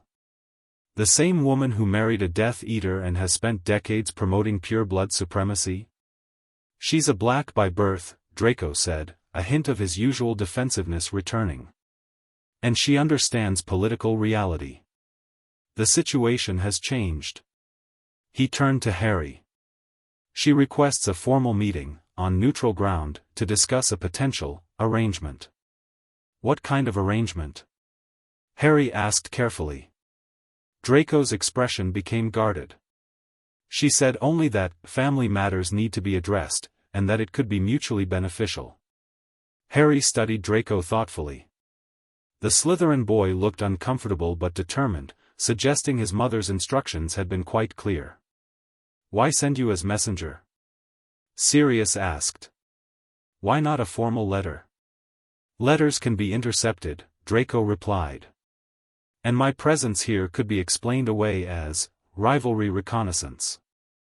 If anyone asks, I came to see what Potter was planning for the upcoming school year. Smart, Harry admitted. But it still doesn't explain why Narcissa Malfoy suddenly wants to negotiate with me. Draco looked down at his hands. I believe, he said carefully, that my mother is concerned about recent developments at home. Visitors we've been hosting. Conversations she's overheard. Harry's eyes narrowed. Voldemort. To his credit, Draco didn't flinch at the name. I can neither confirm nor deny that. But my mother is a Black, and Blacks protect their own. Always. Even if it means making difficult choices. Sirius leaned forward. Is Narcissa in danger, Draco? The question seemed to catch Draco off guard. For a moment, his carefully maintained facade cracked, revealing genuine fear. I think she might be. Things are changing. Alliances are shifting. Some who were once favored are falling from grace. Others are rising. Harry and Sirius exchanged glances, silent communication passing between them. Finally, Harry nodded. "Tell your mother I'll meet with her," he said. "Tomorrow, midday, at the Greengrass Neutral Business offices in Diagon Alley. She'll know where they are. She may bring one person for security, not your father. I'll do the same." Relief flashed across Draco's face before he schooled his features back to neutrality. "I'll convey your terms." He stood to leave, then hesitated. "Potter, this doesn't change anything between us." Harry raised an eyebrow. "Doesn't it? At Hogwarts, I mean. We still have roles to play." "For now," Harry allowed. "But understand this, Malfoy, I'm not the same person I was last term. Push me too far, and you'll be dealing with Lord Potterblack, not just Harry Potter." Draco swallowed, then nodded. "Understood." He glanced around the elegant room. "Nice place, by the way. Almost as impressive as the Manor." With that parting attempt at superiority, Draco allowed a house elf to escort him out. Once he was gone, Sirius let out a low whistle. Narcissa reaching out, he mused. "That's unexpected." "Is it?" Harry asked. "If Voldemort is using Malfoy Manor as headquarters, and if Lucius has fallen from favor, Narcissa would prioritize her son's safety above all else." Sirius nodded. "She was always intensely protective, even as a girl." He ran a hand through his hair. "The question is, what does she want from you?" "Protection, probably," Harry guessed. "Or a way out. Either way, it's worth hearing her out." He stood. "Come on, we shouldn't keep Augusta Longbottom waiting any longer." Augusta Longbottom proved to be everything Harry had imagined from Neville's descriptions: formidable, sharp-eyed, and draped in formal robes that looked at least a century out of fashion, complete with a stuffed vulture hat. She had joined the others in the West Library and was engaged in what appeared to be an intense political discussion with Andromeda when Harry and Sirius entered. "Lord Potter," she announced, rising to her feet with surprising agility for her age. "At last we meet properly." "Madam Longbottom," Harry bowed. "Thank you for coming. I apologize for the delay." "Quite all right. Young Malfoy's visit is already proving a fascinating topic of speculation." Her keen eyes studied Harry appraisingly. "You look like your father, but you have your mother's eyes and, it seems, her political instincts. Lily Potter was remarkably adept at bringing together unlikely allies." "You knew my mother?" Harry asked, surprised. "Indeed. We served together on the Hogwarts Board of Governors briefly before she and James went into hiding." "Remarkable witch. Intelligent, principled, and utterly fearless in debate." Augusta's expression softened momentarily. "She would be proud of what you're building here." "Thank you," Harry said, genuinely touched. Augusta gestured to the table. "Now, I understand you're forming a council of sorts. A wise move. No lord, however powerful, can navigate these waters alone." She fixed Harry with a penetrating stare. "House Longbottom stands with House Potter, as it has for generations. Our alliance is one of the oldest in Wizarding Britain, dating back to the Founder's time." "I'm honored," Harry said sincerely. "And grateful for your support." "Support comes with counsel," Augusta said bluntly. "And my first piece of advice is this: secure the neutrals before the Ministry moves against you." "That's precisely what we were discussing," Andromeda confirmed. "Cyrus Greengrass would be an ideal first approach." Greengrass, Abbott, then Bones, Augusta counted off on her fingers. "In that order. Cyrus respects wealth and power, Jonathan values tradition and honor, and Amelia prioritizes justice and law. Appeal to each on their terms." "I'm meeting with Narcissa Malfoy tomorrow," Harry informed her. At the Greengrass offices, as it happens. Augusta's eyebrows shot up. Interesting timing. Narcissa seeking an audience suggests the Dark Lord's inner circle is not as unified as they would have the world believe. She nodded decisively.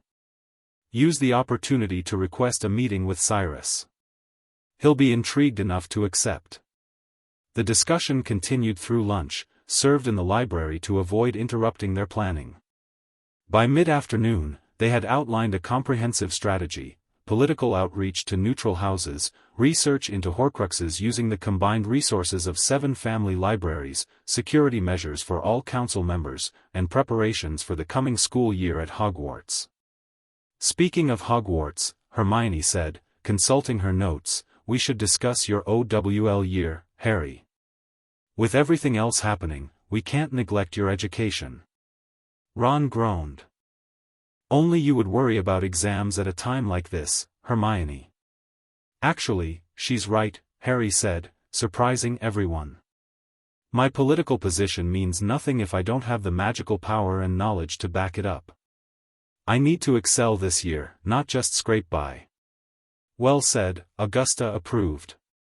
Knowledge is power, especially for a young lord. I've been reading through the family grimoires, Harry explained. Each house has unique magic, spells and techniques passed down through generations. I want to master them all. That's ambitious, Remus observed. 7 different magical traditions, each with its own focus and methodology. I don't have a choice, Harry said simply. Voldemort is powerful. If I'm going to face him, and the prophecy says I must, then I need every advantage. We can establish a training program, Sirius suggested. The manor has dueling chambers, ritual rooms, even a potions laboratory. We could supplement your Hogwarts education with specialized training during holidays and weekends. I'd like that, Harry nodded. And not just for me. Everyone here should have access to whatever training they want. Count us in, Fred and George said in unison. Me too, Neville added with unexpected firmness. I want to be ready next time. Harry looked at his friend with newfound respect, remembering that Neville too had suffered at the hands of Death Eaters. You will be, Nevada. We all will. To that end, Augusta said, reaching into her handbag, I've brought something that belongs to the Longbottom line that may interest you, Lord Potter. She withdrew a small, ancient-looking book bound in faded red leather. This is one of the few surviving texts on soul magic from before such knowledge was restricted. It may provide insight into your Horcrux problem. Harry accepted the book carefully. Thank you, Madame Longbottom. This could be invaluable. Consider it the first of many exchanges between our houses, she said with a slight smile. Alliance means sharing resources, after all. By evening, the council meeting had adjourned with clear assignments for everyone. Research teams were established, with Hermione naturally taking the lead on coordinating their efforts. Security protocols were finalized under Remus and Tonks's guidance. Political strategy would be managed by Andromeda, with input from Augusta and, surprisingly, Ron, whose strategic mind had impressed everyone. Harry retreated to his study, mentally exhausted but exhilarated by the progress they'd made. He had just settled into an armchair with the Longbottom book on soul magic when a soft knock came at the door. Come in, he called. Neville entered, looking nervous but determined. Harry, can we talk? Of course. Harry gestured to the chair opposite his. What's on your mind? Neville sat, fidgeting slightly. I want to do more. Be more useful. You're already being incredibly helpful, Harry assured him. Your grandmother's support means a lot, and your suggestion about approaching the neutrals was brilliant. That's not what I mean, Neville said, shaking his head. I want to fight, Harry. Really fight. Harry studied his friend thoughtfully. Neville had always been shy, clumsy, seemingly the antithesis of a fighter. Yet there had been moments, flashes of courage and determination, that suggested something more beneath the surface. "What brought this on?" he asked gently. Neville's hands clenched in his lap. "My parents," he said quietly. "You know what happened to them?" "Only vaguely," Harry admitted. "They were tortured by Death Eaters, right?" "By Bellatrix Lestrange and her husband," Neville confirmed, his voice hardening. "Tortured into insanity with the Cruciatus curse.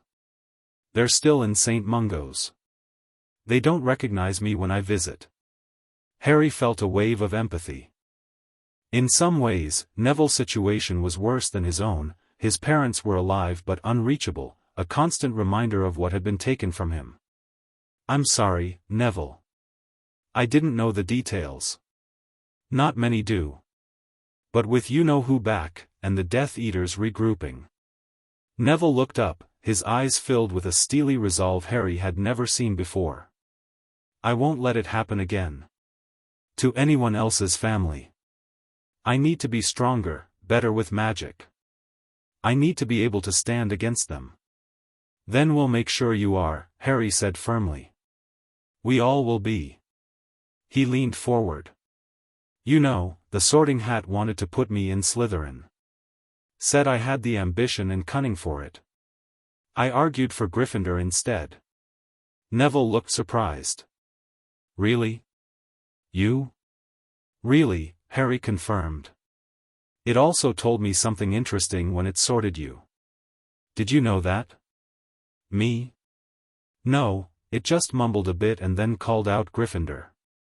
I was shocked, honestly. I expected Hufflepuff.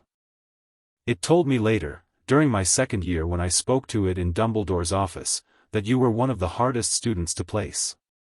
It said you had the loyalty of Hufflepuff, yes, but also the mind of a Ravenclaw, the ambition of Slytherin, and the heart of a Gryffindor. It chose Gryffindor because, in its words, true courage is the foundation upon which all other virtues stand." Neville's eyes widened. "It said that? About me?" "It did," Harry confirmed. "And I think it was right. You've always been braver than you give yourself credit for, Nevada. Now it's time for you to believe it too." A transformation seemed to come over Neville as he absorbed these words. He sat straighter, his expression clearing. "Thank you, Harry." "Don't thank me yet," Harry warned with a smile. "Training starts tomorrow at dawn. Sirius and Remus are setting up a dueling regimen that would make Aurors weep." Neville actually grinned. "I'll be ready." As Neville left, Harry turned back to the book Augusta had provided. The ancient text was dense and written in an archaic form of English that made deciphering it challenging, but one passage caught his eye: "The soul, once fragmented, seeks ever to be whole again." This is the fundamental law of soul magic that even the darkest practitioners cannot escape.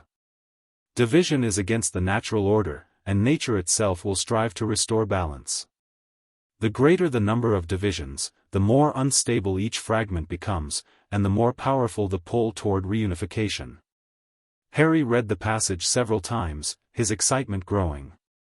If Horcruxes naturally sought reunification, perhaps they could use that tendency against Voldemort. The implications were enormous. He was still pondering this when another knock came at his door. This time it was Sirius, looking uncharacteristically serious. "Hey, pup. Got a minute?" "Of course," Harry said, setting aside the book. Sirius entered and closed the door behind him. "I've been thinking about your meeting with Narcissa tomorrow. I want to be the one who goes with you." "Are you sure that's wise?" Harry asked. "You're still a wanted man, and Diagon Alley is public." "I can go as Padfoot," Sirius pointed out. "Your faithful dog. No one would question Lord Potterblack bringing his pet to a meeting. And if things go wrong? If it's a trap?" Sirius's expression hardened. "Then Narcissa gets to see exactly why the Black family was feared for generations." He sat across from Harry. "Besides, I know my cousin. I'll be able to tell if she's lying." Harry considered this. Having Sirius along would be reassuring, and his knowledge of Narcissa could prove valuable. All right, he agreed. But we take every precaution. Emergency port keys, communication mirrors, the works. Agreed, Sirius nodded. And Harry, about Malfoy's visit today. There's something else we should consider. What's that? If Narcissa is reaching out, it means she's frightened. She would never risk Lucius's wrath otherwise. And if she's frightened... Sirius leaned forward.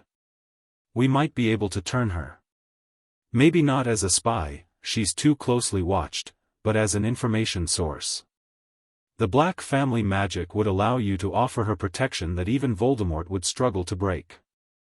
The idea of turning Draco Malfoy's mother into an ally was so unexpected that Harry almost laughed.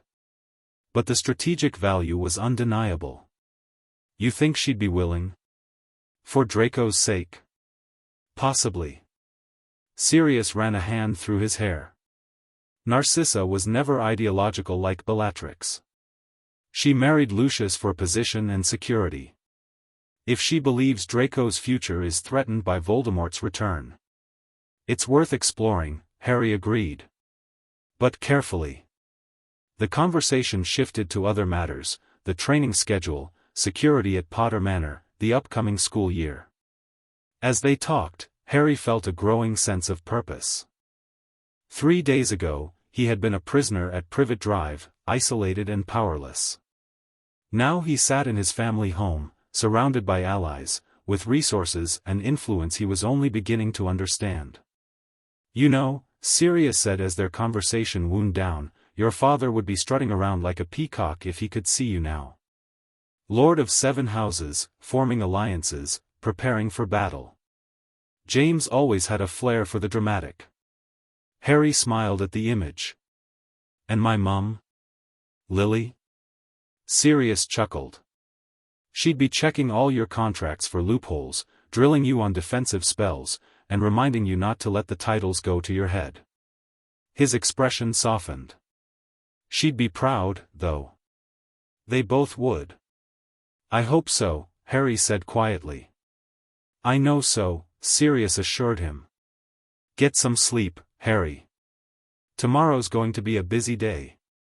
After Sirius left, Harry found himself too restless for sleep.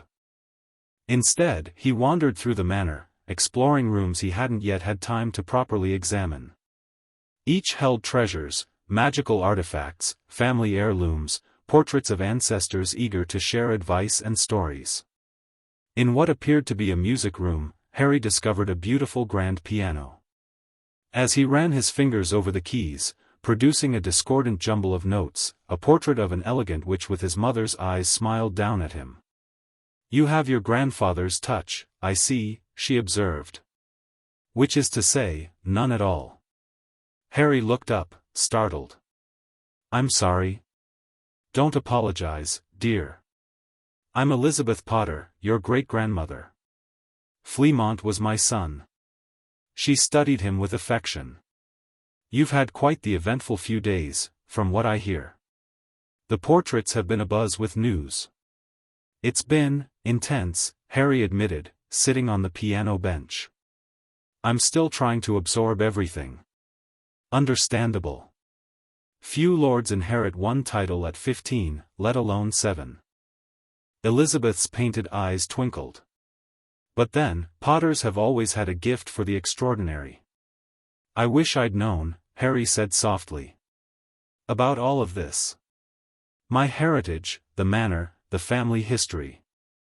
I grew up thinking I was alone. Elizabeth's expression became sorrowful. A terrible injustice was done to you, child. One that many of us would have prevented had we been able. She sighed. But dwelling on past wrongs accomplishes little. What matters is what you do now, with the power and knowledge you've gained. That's what I'm trying to figure out, Harry confessed. Everyone expects so much from me now. Lord Potter, political leader, defeater of Voldemort. Sometimes it feels overwhelming. Of course it does, Elizabeth said matter-of-factly. You're 15. No one should expect you to have all the answers. She leaned forward in her painted armchair. But here's a secret, dear, no one ever has all the answers, not even ancient wizards with long beards who pretend otherwise. Harry laughed despite himself. Dumbledore, you mean? I never mentioned any names, she replied innocently. But since you brought him up. Albus was always too fond of his own cleverness. Brilliant, yes, but prone to believing his plans were the only viable ones. You knew him? I served on the Wiesengemot with him for 30 years, Elizabeth confirmed. We were allies on many issues, opponents on others. I respected his power and principles, but never his methods. She gave Harry a pointed look. Remember this, my dear, great wizards are still just people, with all the flaws and biases that entails. Judge them by their actions, not their reputations. Harry nodded, absorbing her wisdom.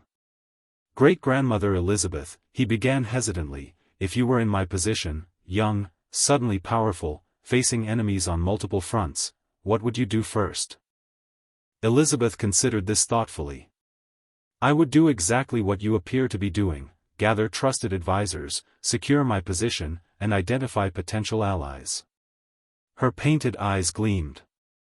But I would also remember that 7 houses means 7 different sources of magic, knowledge, and power. Each family line carries unique gifts. Discovering and mastering them should be a priority. I've started reading the grimoires, Harry said. But there's so much to learn, and Voldemort isn't going to wait patiently while I study. True enough, Elizabeth acknowledged. Focus first on the defensive arts from the Potter line. Our family has always excelled at protective enchantments and warding. The Black family magic, while darker, offers powerful offensive capabilities. Peveril magic deals with the boundaries between life and death, which may prove relevant given your adversary's obsession with immortality. Harry took mental notes, impressed by her practical advice. And the Founder's magic? Ah, now that's where things become truly interesting. Gryffindor's magic centers on courage and fire, both literal and metaphorical. Ravenclaw's gifts relate to knowledge and insight, seeing what others cannot. Slytherin, contrary to popular belief, wasn't solely focused on serpents and Parseltongue, his true gift was adaptation and transformation. And Flamel? Alchemy, Elizabeth said simply. The science of transformation and perfection. Nicholas Flamel achieved what generations of alchemists only dreamed of, not just creating the Philosopher's Stone, but understanding the fundamental principles that unite all branches of magic. Harry felt a growing excitement. So if I could master even some of these magical traditions, you would become a wizard unlike any seen in centuries, Elizabeth confirmed. And possibly the only one capable of truly defeating the Dark Lord. Their conversation continued late into the night, with Elizabeth sharing insights into Potter family history, magical theory, and political strategy. By the time Harry finally retired to his bedroom, his mind was buzzing with new ideas and possibilities. The next morning dawned clear and bright. Harry rose early for the training session he'd promised Neville, joined by Ron, Hermione, and the twins in the Manor's dueling chamber. Sirius and Remus proved to be demanding instructors, drilling them on shield charms, stunning spells, and evasive maneuvers. To everyone's surprise, Neville showed remarkable improvement once provided with a new wand that actually matched his magical signature. I've been using my father's wand, he explained sheepishly. Gran wanted me to honor his legacy, but each wizard needs their own wand, Harry finished for him. I'm glad you have one that works properly now. After training came breakfast, then preparation for the meeting with Narcissa Malfoy. Harry dressed in formal robes bearing the combined crest of his houses, while Sirius transformed into his animagus form. Andromeda provided last-minute advice on dealing with her estranged sister. Narcissa respects power and family above all, she told Harry. Show her both, and she'll listen. But never forget that her primary allegiance has always been to Draco's well-being. At precisely noon, Harry fled to the Greengrass International offices in Diagon Alley, a large black dog at his heels. They were shown to an elegant conference room where Narcissa Malfoy already waited, accompanied not by a bodyguard but by Draco himself. Lady Malfoy, Harry greeted her formally, as Elizabeth's portrait had instructed. "Thank you for coming." Narcissa Malfoy was every bit as aristocratic as Harry remembered from the Quidditch World Cup, though today there was no contempt in her expression, only careful assessment. "Lord Potterblack," she returned the greeting with a perfect curtsy. "Thank you for agreeing to meet. Shall we sit?" Harry gestured to the table. Once seated, Harry noticed how tense Draco appeared, his eyes constantly darting to the large black dog that had positioned itself protectively beside Harry's chair. Narcissa, however, seemed perfectly composed. "I believe we can dispense with pretense, Lord Potter," she said, her voice cool and measured. "We both know why I've requested this meeting." "Do we?"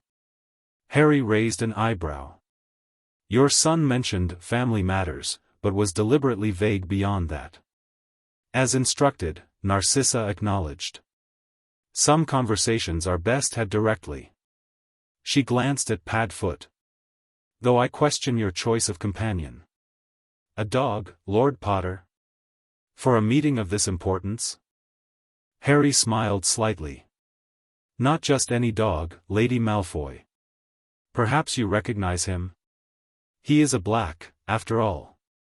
Narcissa's eyes widened almost imperceptibly as she studied Padfoot more closely. "I see," she said after a moment. Cousin Sirius always did have a flair for the dramatic. At her recognition, Sirius transformed back to his human form, causing Draco to nearly fall out of his chair in shock. "Hello, Narcissa," Sirius said, taking the seat next to Harry. "It's been a while." "Indeed it has," she replied, recovering quickly. "You're looking better than expected, given your circumstances." "Freedom agrees with me," Sirius returned with a wolfish grin. "Even if it's unofficial." "Mother," Draco hissed, "you didn't say he would be here." "I didn't know," Narcissa replied calmly, "though I should have anticipated it." She turned her attention back to Harry.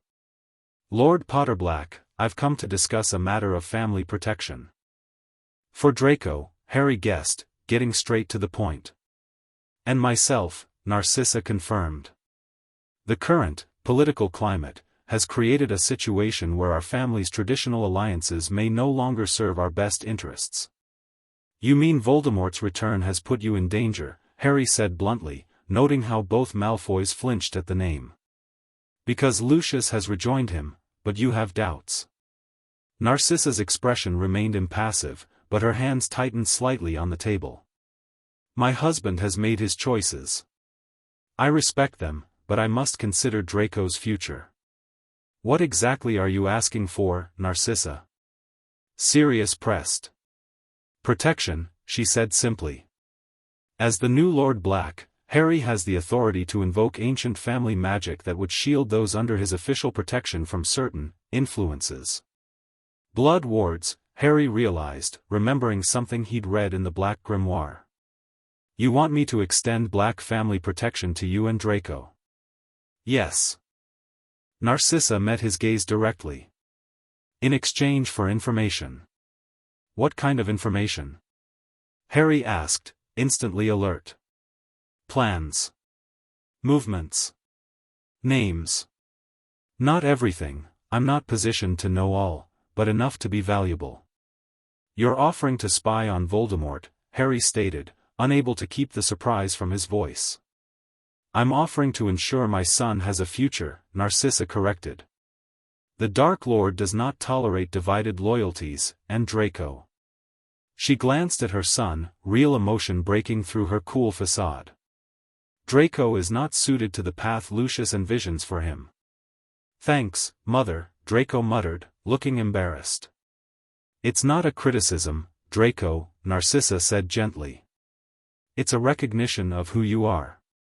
You're ambitious and proud of your heritage, as you should be. But you don't have the temperament for what would be required of you." The dark mark, you mean, Sirius interjected. Voldemort would expect Draco to take it, following in Daddy's footsteps. Draco paled visibly, confirming Sirius's assessment without words. Harry considered the proposition carefully. Having an information source within Voldemort's inner circle would be invaluable. But could he trust Narcissa Malfoy? The woman whose husband had tried to kill him multiple times? If I were to agree, he said slowly, there would be conditions. Name them, Narcissa replied without hesitation. First, the protection would be contingent on the accuracy and value of your information. Second, Draco's behavior at Hogwarts would need to change. I don't expect him to suddenly become my best friend, but the active antagonism ends now. Draco opened his mouth to protest, but Narcissa silenced him with a look. Acceptable. What else? Third, the protection ritual requires regular renewal, monthly contact, either in person or through secured means that we would provide. Fourth, this arrangement remains absolutely secret. No one outside this room can know, not even your husband. That will be challenging, Narcissa admitted, but manageable. Lucius is often away these days. Finally, Harry said, as part of the Black family protection, would expect Draco to receive training, defensive magic, occlumency, emergency protocols. For his own safety. Narcissa raised an eyebrow. You would teach my son? Not personally, Harry clarified. But I have capable instructors who could work with him discreetly. Narcissa and Draco exchanged glances, having some form of silent communication. Finally, Narcissa nodded. We accept your terms, Lord Potterblack. Just to be clear, Sirius added, leaning forward, this protection doesn't extend to Lucius. If he stands against us in battle, we will not hesitate. I understand, Narcissa said quietly. Lucius has made his choice. I am making mine. The formalities were quickly arranged. From his robes, Harry produced a small ceremonial knife and a parchment bearing the Black family crest, items he'd retrieved from the family vault the previous day. The ritual is simple, he explained, drawing on knowledge from the Black grimoire. A drop of blood from each of us on the family crest, sealed with the Lord's ring and an incantation. The blood ritual took only moments to complete.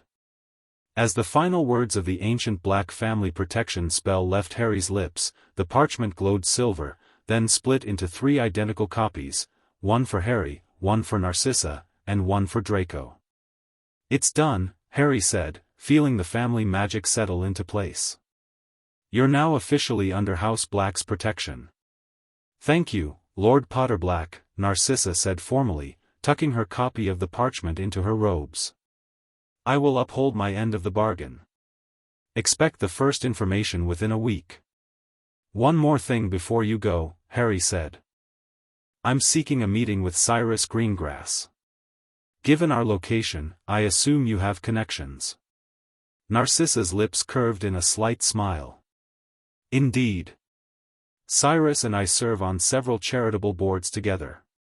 I could arrange an introduction. Please do, Harry nodded. At his earliest convenience. As the Malfoys prepared to leave, Draco lingered behind his mother for a moment. Potter, he said quietly. Thank you. For this. Don't make me regret it, Malfoy, Harry replied evenly. I won't. For once, Draco's usual sneer was absent, replaced by something almost like respect. See you at Hogwarts. After they left, Sirius transformed back into Padfoot for their return journey. As they prepared to fly back to Potter Manor, Harry reflected on how dramatically his life had changed in just a few days. From an isolated, powerless teenager to a young lord forming alliances with former enemies, all while preparing for war on multiple fronts. The path ahead was uncertain, filled with dangers both known and unknown. But for perhaps the first time in his life, Harry felt truly empowered to face them on his own terms. Back at Potter Manor, the Council of Lords awaited his report. As Harry described the meeting and its outcome, reactions varied from shocked, Ron, to thoughtful, Hermione, to approving, Andromeda. A black family protection covenant, Andromeda mused. Narcissa must be truly desperate to request such a bond. It's powerful magic, but it creates a genuine magical obligation on both sides. Is that why I feel different toward them now? Harry asked. Like I'm responsible for them somehow? Exactly, Andromeda confirmed. The family magic recognizes them as under your protection. You'll be magically inclined to ensure their safety, and they'll be unable to directly betray you without severe consequences. Magical consequences? Hermione asked, intrigued. The old families didn't rely on mere promises, Sirius explained. Betraying a black family protection covenant would result in progressive magical penalties, first discomfort, then pain, and eventually. He grimaced. Well, let's just say the black family was particularly creative when it came to enforcing loyalty. Blimey, Ron muttered. Remind me never to cross ancient family magic. Wise policy, Augusta Longbottom commented dryly. Now, about this meeting with Cyrus Greengrass, we should prepare thoroughly. Greengrass didn't become wealthy by being easily manipulated. The rest of the day was spent in preparation, studying the Greengrass family history, business interests, and political positions.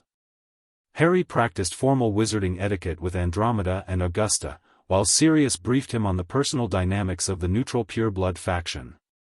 That evening, Harry retired to his study for a different kind of preparation.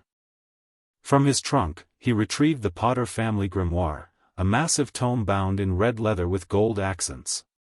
According to great-grandmother Elizabeth, it contained centuries of Potter family magic, including protective spells that might prove crucial in the coming conflict.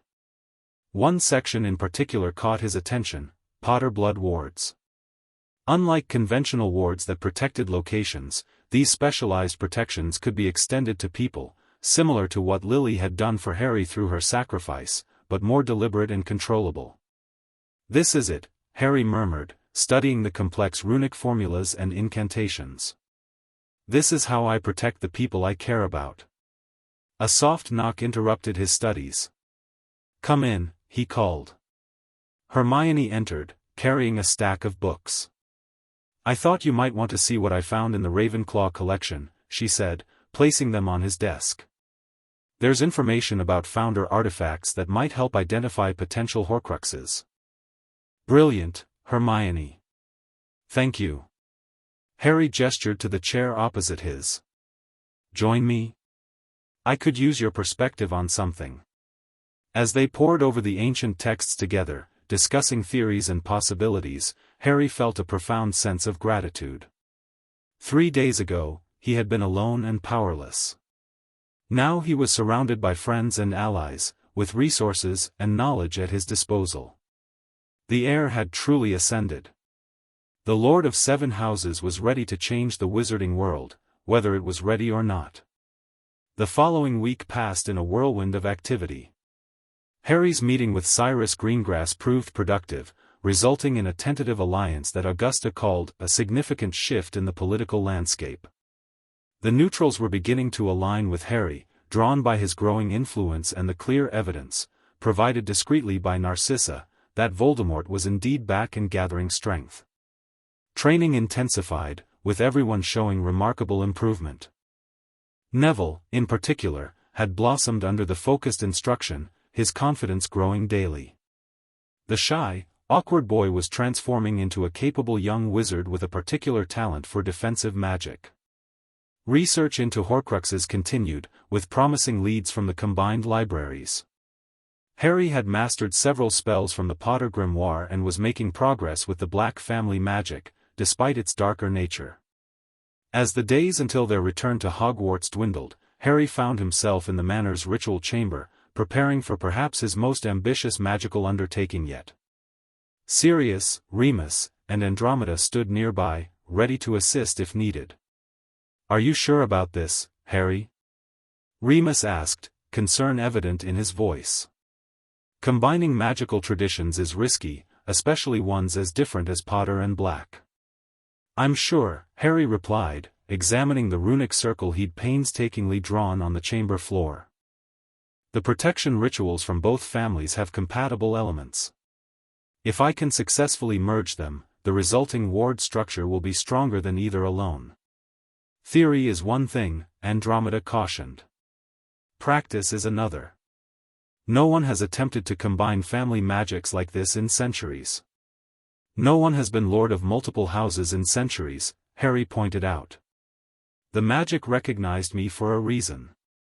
I believe this will work. Sirius clapped him on the shoulder. Then let's do it. The full moon is at its apex in 3 minutes, optimal timing for protective workings. Harry took his position at the center of the runic circle. The ritual required blood freely given, precise incantations in 2 different magical languages, and absolute concentration. As the moonlight streamed through the chamber's enchanted skylight, Harry began.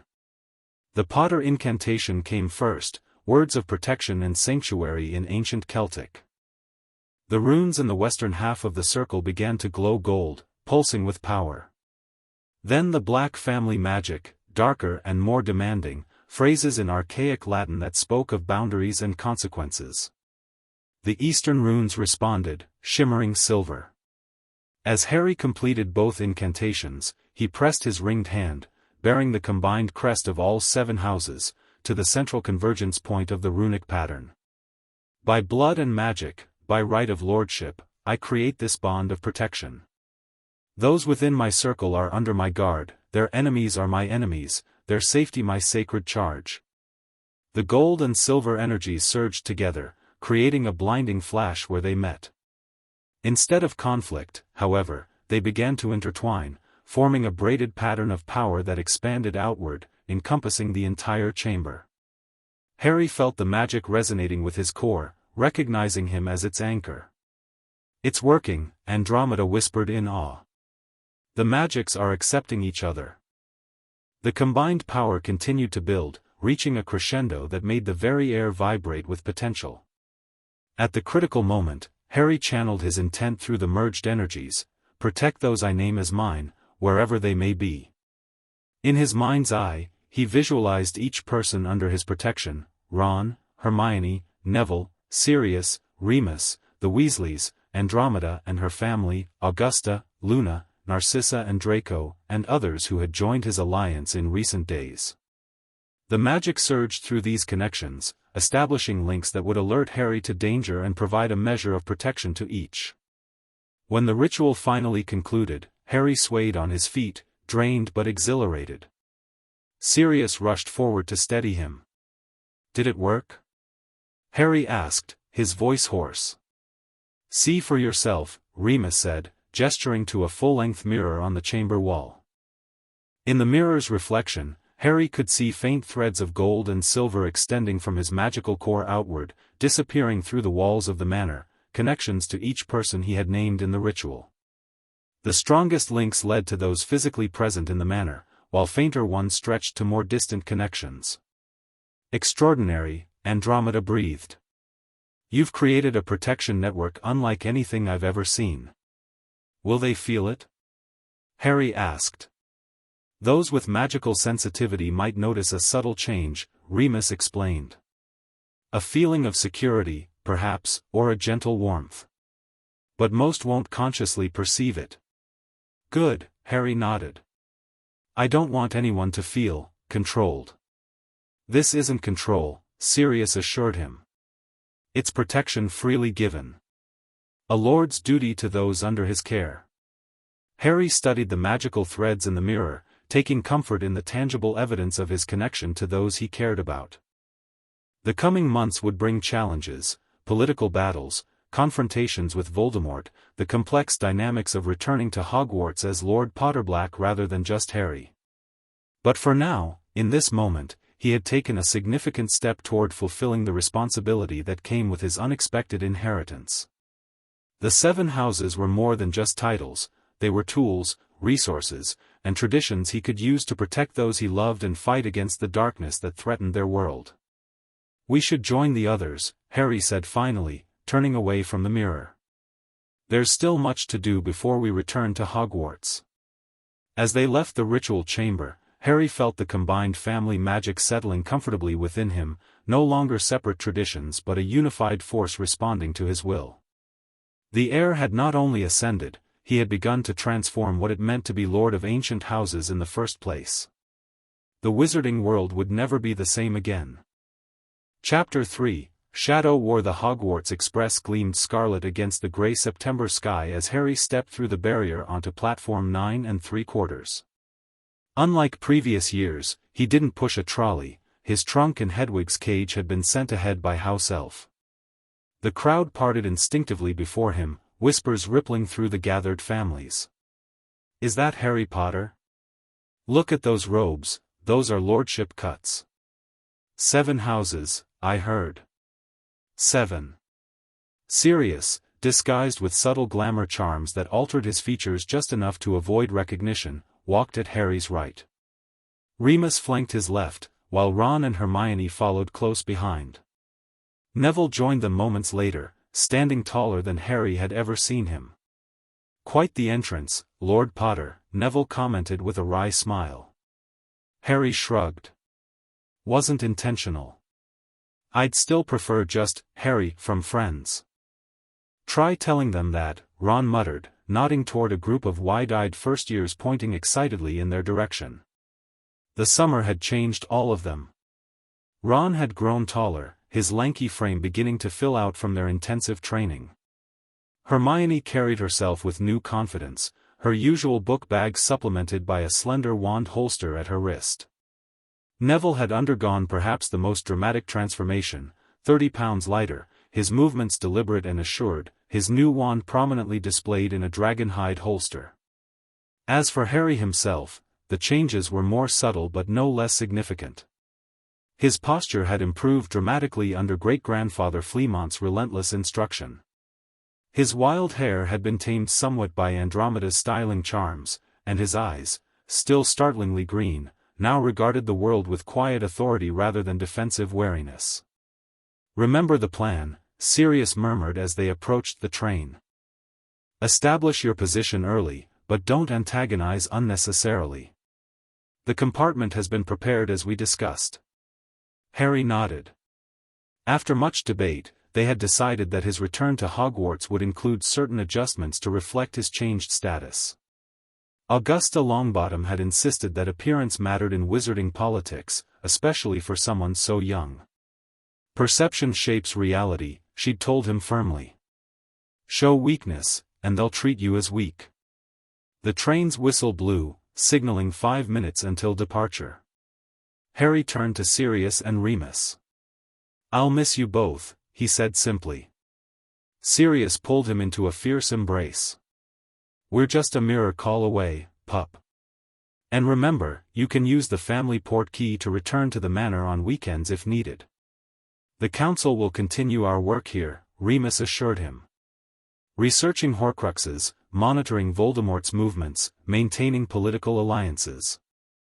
"Speaking of which," Sirius added, lowering his voice, "Augusta arranged that meeting with Amelia Bones for next weekend. She's cautiously receptive to our evidence about Voldemort's return." "Good," Harry said. "We need the DMLE prepared, even if Fudge keeps his head in the sand." He glanced at the train. "We should board." After final goodbyes, Harry and his friends made their way onto the Hogwarts Express. Instead of their usual compartment in the middle of the train, they headed toward the front, where the prefect carriages were located. Though neither Harry nor Neville wore prefect badges, Ron and Hermione did, they proceeded to a compartment that had been specially reserved. The door bore a temporary crest combining elements from all 7 of Harry's houses. Inside, the compartment had been magically expanded to comfortably seat 10, with plush benches, a small conference table, and enhanced privacy wards. "Blimey," Ron said, whistling appreciatively. "The twins said they'd arrange something special, but this is brilliant. Technically, as a lord of multiple houses, I'm entitled to private accommodations," Harry explained, though he still looked somewhat embarrassed by the special treatment. Andromeda insisted we use that privilege, at least for this journey. Sets a precedent. They settled in as the train pulled away from the station. Minutes later, Luna Lovegood drifted in, followed by Ginny Weasley and, to everyone's surprise, Susan Bones and Hannah Abbott. "Hope you don't mind," Susan said, glancing between Harry and Neville. "Aunt Amelia suggested I introduce myself properly, given recent, political developments." Harry smiled welcomingly. "Not at all. Please, join us." As the countryside rolled by outside the windows, Harry observed the interactions within the compartment with quiet satisfaction. Their summer of training and planning had forged a core group with shared purpose and growing abilities. Now, that circle was beginning to expand. Susan Bones represented a crucial political connection to the DMLE through her aunt. Hannah Abbott, whose family controlled significant agricultural holdings, had been briefed by her father on the Potter Alliance, as the newspapers were calling Harry's growing coalition. Both girls were clearly curious about the dramatic changes in Harry's status, but approached the subject with refreshing directness. "So," Susan said after preliminary pleasantries had been exchanged, 7 houses? Aunt Amelia nearly choked on her tea when the Wisengamot notification came through. It was rather unexpected, Harry admitted with deliberate understatement. "Birthday magic has interesting timing." "That's putting it mildly," Hannah commented.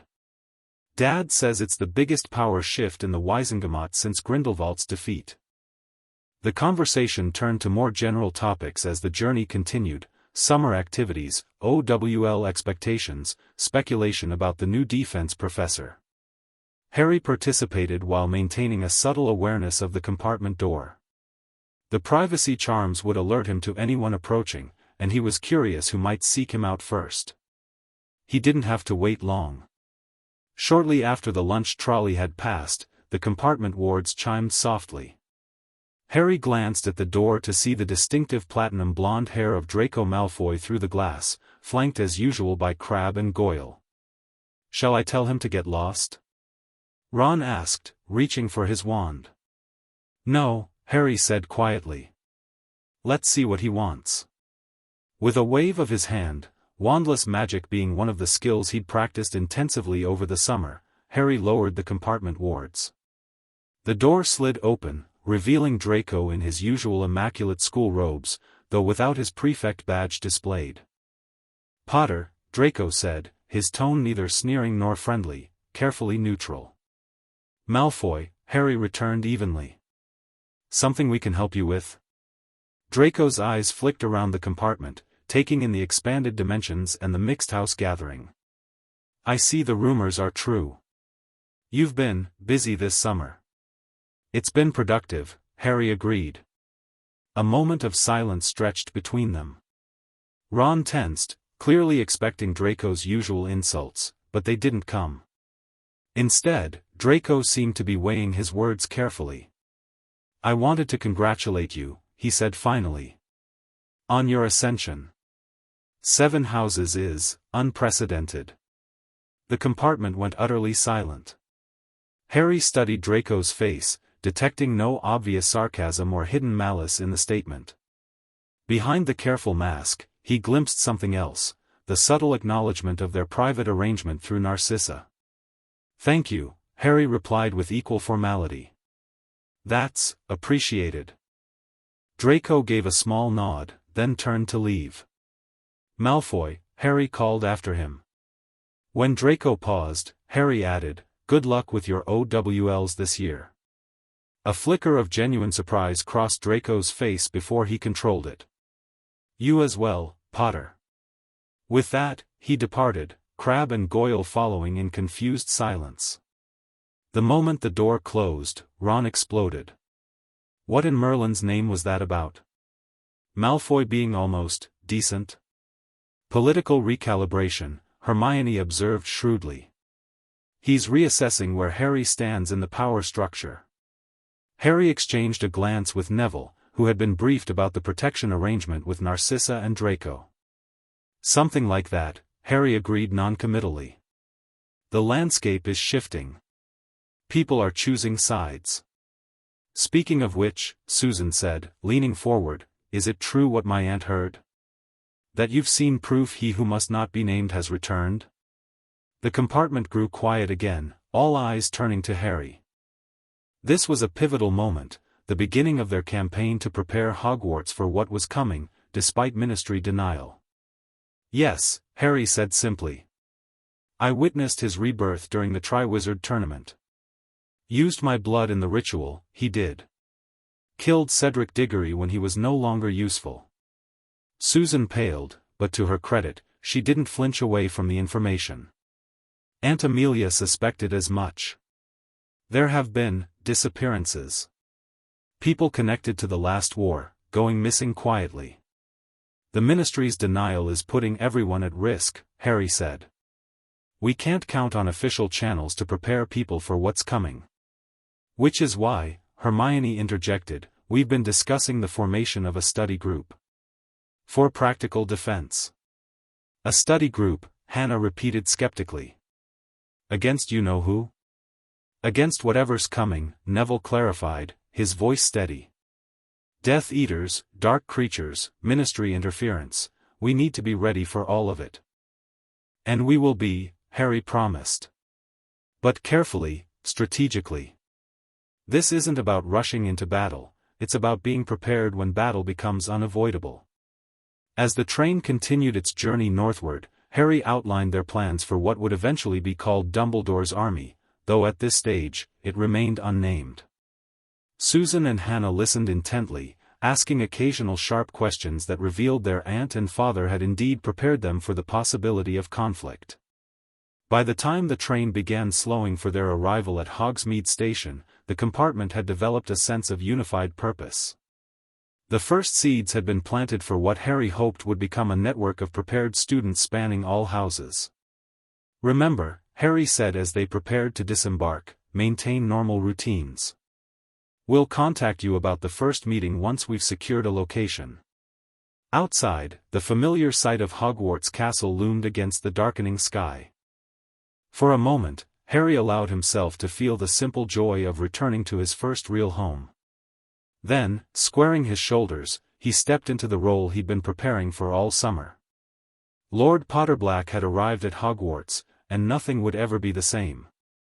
The Great Hall hummed with excited conversation as students filed in for the opening feast.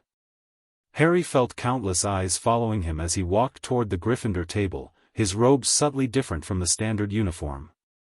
Though he wore the house colors, the cut and material were of higher quality, and the combined crest of his 7 houses was visible on his left breast, small enough to avoid ostentation, but clearly present. Professor McGonagall caught his eye from the staff table and gave him a small nod of acknowledgement. Beside her, Professor Dumbledore watched with an expression Harry couldn't quite decipher, not quite approval, not quite concern, something complex in between. What drew Harry's attention most, however, was the woman seated next to Dumbledore, a squat figure dressed entirely in pink, with a toad-like face and a saccharine smile that didn't reach her eyes. That's Dolores Umbridge, Hermione whispered as they sat down. Senior Undersecretary to the Minister. What's she doing here? Ministry interference, Harry murmured back. Just as Sirius predicted. The sorting ceremony proceeded normally, though Harry noticed several first-years pointing and whispering when they spotted him. Word of his changed status had clearly spread widely, even to the incoming students. He maintained a friendly but dignified demeanor, conscious of Augusta's advice about perception shaping reality. When Dumbledore rose for his customary welcome speech, Harry listened attentively, particularly to the introduction of Umbridge as the new defense against the dark arts professor. Her subsequent interruption of the headmaster's speech, unprecedented in Hogwarts protocol, confirmed Harry's suspicions about the Ministry's intentions. The Ministry is interfering at Hogwarts, Hermione whispered, having decoded Umbridge's flowery speech just as Harry had. As expected, Harry replied calmly. Which is why we have contingency plans. After the feast, Harry made a point of approaching the staff table to greet Professor McGonagall, aware that the interaction would be observed by many. Mr. Potter, she said formally, though with a hint of warmth in her eyes. I trust your summer was enlightening. Transformative, Professor, Harry replied with a small smile. I was hoping we might schedule a meeting soon, to discuss my academic plans for this year. Given recent developments. Of course. Tomorrow after classes, perhaps? My office at 4? Perfect. Thank you, Professor. As Harry turned to leave, he found himself face to face with Professor Umbridge, who had sidled over during their conversation. Mr. Potter, she said in a girlishly high voice that set Harry's teeth on edge. How delightful to meet you at last. The minister speaks of you so often. Does he? Harry responded pleasantly, though his eyes remained cool. How flattering. Though I believe the formal address would be, Lord Potterblack, Madam Umbridge. Or, Sir, if you prefer simplicity. Umbridge's smile faltered momentarily, her eyes hardening. Such formality seems unnecessary within school grounds, doesn't it? Here you are simply a student, regardless of any recent developments. Hogwarts bylaws actually specify that titled students retain their honorifics, McGonagall interjected smoothly. A tradition dating back to the founder's time, when many heirs to noble houses received their education here. How quaint, Umbridge simpered. Well, I'm sure Mr. Potter doesn't stand on ceremony with his professors. That would be rather presumptuous, wouldn't it? Not presumptuous, Madam Umbridge. Traditional. Harry's voice remained perfectly courteous. But please, don't concern yourself. I'm here to learn, just like any student. He gave McGonagall a respectful nod before departing, feeling Umbridge's eyes boring into his back as he walked away. The first skirmish in what would undoubtedly be a year-long battle had just been fought, subtle, bloodless, but a skirmish nonetheless. In the Gryffindor common room that evening, Harry found himself the center of attention despite his attempts to maintain a low profile. Questions about his summer, his titles, and the rumors of special privileges bombarded him from all sides. Is it true you've got your own suite instead of the dormitory? Seamus Finnegan asked, his tone somewhere between awe and accusation. I've been assigned alternative accommodations, Harry confirmed neutrally. A Hogwarts tradition for students with certain responsibilities. Alternative accommodations, Dean Thomas repeated with a grin. Fancy way of saying private rooms with perks, yeah? Harry shrugged. They're rooms with a bit more space for meetings. I'll still be a regular presence in the common room. Meetings? Lavender Brown perked up. What kind of meetings? Political ones, I'd imagine, Parvati Patil suggested. My father says Lord Potterblack's alliance is reshaping the Wizengamot power structure. Harry was saved from further interrogation by Ron, who loudly suggested a game of exploding snap, deftly changing the subject. As the evening wore on, Harry observed the dynamics of his house with new awareness. Most seemed fascinated rather than resentful of his changed status, though he detected undercurrents of skepticism from a few, Seamus being the most obvious, his questions taking on an increasingly challenging tone. So if you're this big important lord now, Seamus finally said during a lull in conversation, why are you still claiming you know who's back? The prophet says Dumbledore's lost it, and you're attention-seeking. The common room fell silent. Harry considered Seamus calmly, noting the defensive posture and slightly belligerent expression. The prophet, Harry replied evenly, is currently taking its editorial direction from a ministry that finds denial more convenient than preparation. I understand why you'd question me, Seamus. Your mother reads the prophet, doesn't she? Seamus flushed. She does. Says you're either lying or crazy. And if I showed you evidence? Harry asked quietly. Would that matter to you? Or have you already decided what to believe? What evidence? Dean interjected, looking intrigued. You actually have some? Harry glanced around the common room, aware that every Gryffindor was listening intently. This was another crucial moment, the beginning of building awareness within his own house. I do, he confirmed. Memories that can be viewed in a pensieve. Testimony from witnesses. Physical evidence of dark magic rituals. The kind of evidence that would stand up in a proper Wizengamot trial. He looked directly at Seamus again. But more importantly, I have no reason to lie. Think about it, Seamus, I'm now Lord of 7 houses, with all the wealth and influence that entails. Why would I risk that by making false claims about Voldemort's return? Several students flinched at the name, but Harry continued steadily. The comfortable lie is that everything's fine. The difficult truth is that we're heading into dangerous times. I understand choosing the comfortable lie, it's human nature. But that doesn't make it true. Seamus shifted uncomfortably, some of his hostility fading. My mum is trying to protect you, Harry finished for him. I get that. My advice? Keep your eyes open, stay alert, and make your own judgments based on what you actually see happening. That's all I'm asking of anyone. The moment passed, conversation gradually resuming around the room, but Harry noticed several thoughtful expressions. Seeds planted, just as with Susan and Hannah on the train. Not pushing, not demanding immediate belief, but offering perspective and inviting critical thinking. It was a strategy Augusta Longbottom had coached him on extensively during the summer, far more effective than shouting the truth at people who aren't ready to hear it, she'd explained. Later that night, Harry made his way to his alternative accommodations, a suite in one of the castle's towers, not far from Gryffindor Tower but separate from the regular dormitories. The entrance was concealed behind a portrait of a medieval wizard tending a garden of magical plants.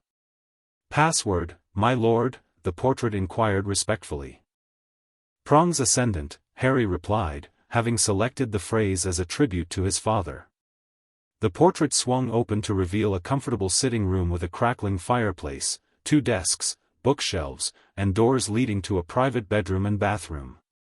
The Potter, Black, and Hogwarts crests were subtly incorporated into the decor, and large windows offered a spectacular view of the grounds and lake. Harry had just begun unpacking when a soft knock came at the portrait entrance. He opened it to find Professor McGonagall standing in the corridor. Professor, he greeted her, surprised. Is everything all right? Quite, Mr. Potter, or should I say, Lord Potter. She raised an eyebrow slightly. May I come in? There are matters we should discuss before tomorrow's meeting. Of course. Harry stepped aside, gesturing her toward one of the comfortable armchairs by the fire. Tea? Thank you, that would be welcome. Harry called for Dobby, who had insisted on following Harry to Hogwarts as his personal elf, now proudly wearing a miniature version of the Potter crest on his clean tea towel. The excitable elf produced tea and biscuits with his usual enthusiasm before disappearing with a crack. Impressive quarters, McGonagall commented, looking around. The castle hasn't provided accommodations like these in decades. Not since the last titled student attended Hogwarts in the 1940s. Hogwarts seems to have strong opinions about tradition, Harry observed, taking the seat opposite her. Indeed. McGonagall sipped her tea thoughtfully. I'll be direct, Mr. Potter. Your return to Hogwarts under these new circumstances presents both opportunities and challenges. The headmaster is concerned about potential conflicts with the ministry representative. Professor Umbridge, you mean? Yes. She has been sent here with specific instructions regarding you, I believe. The minister remains convinced that you and the headmaster are conspiring to undermine his authority. Harry smiled slightly. Ironically, the headmaster and I have only recently begun working together rather than at cross purposes. So I gathered from our correspondence this summer. McGonagall gave him an appraising look. You've changed, Mr. Potter. Matured considerably. Necessity, Harry replied simply.